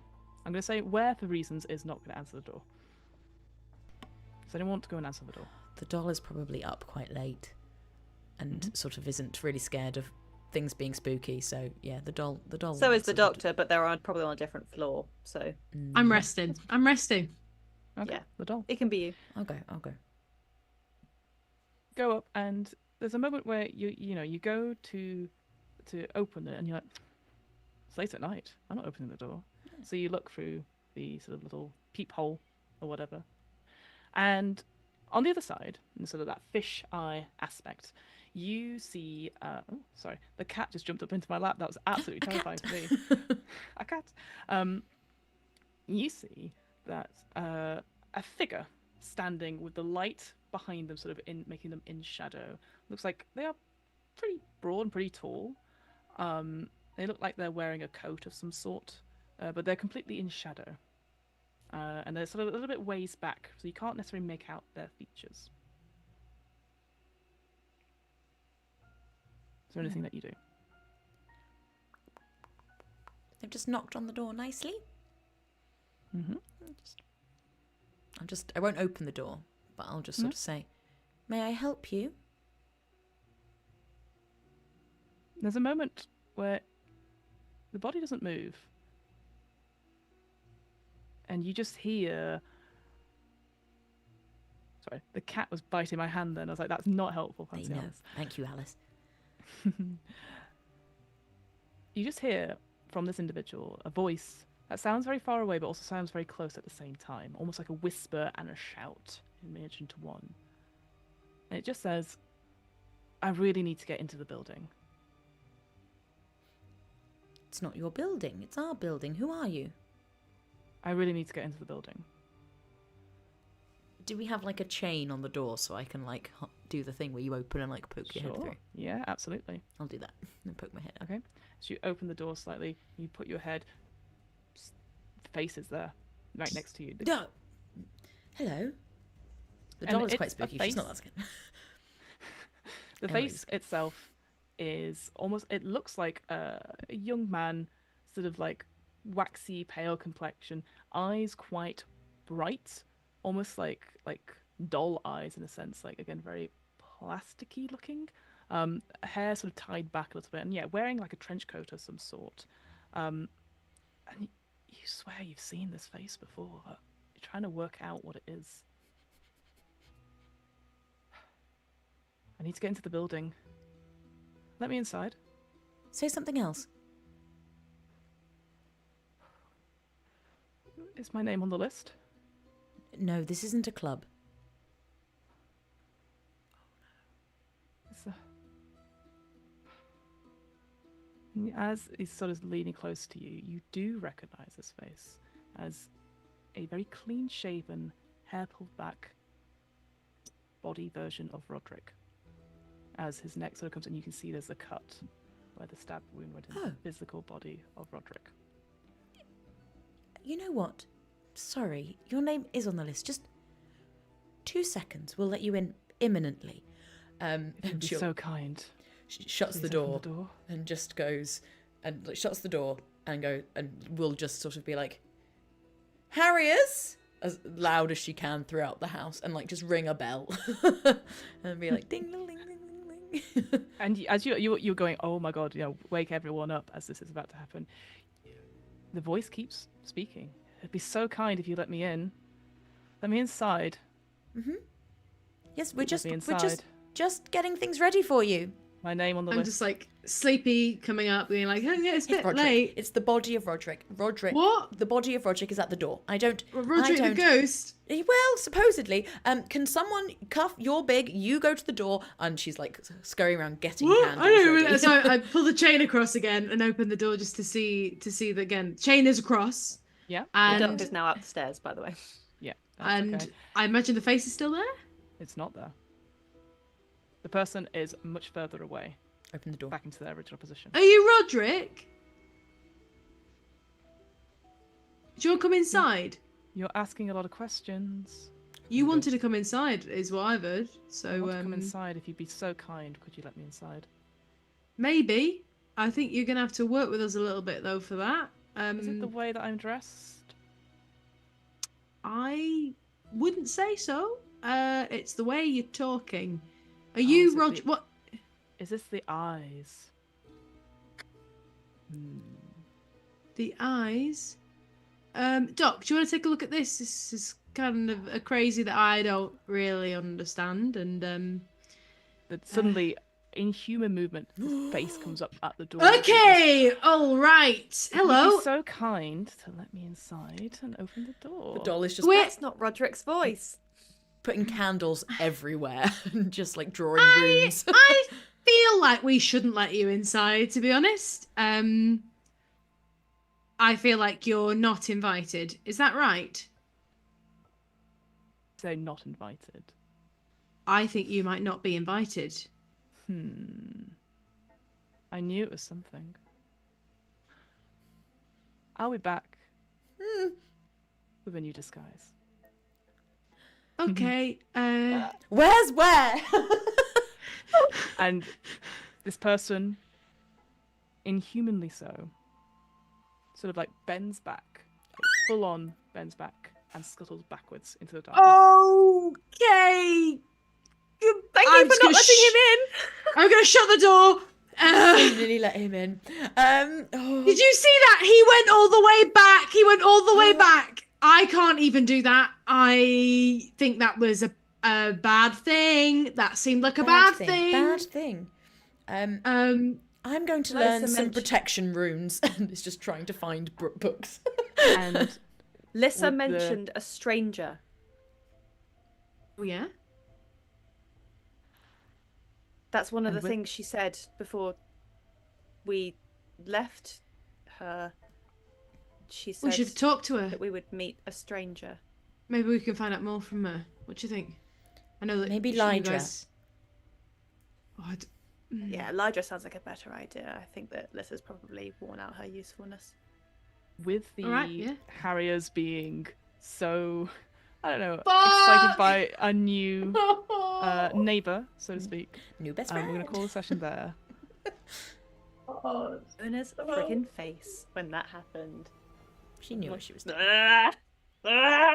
Normally, you just do a little scene, and we don't have to be horrified in I it. thought you liked No, that. we did like it. I did like it, but it was horrible. I thought maybe the doors are too much. Maybe you could be on the other side of a door this time. No! There you go. Scary.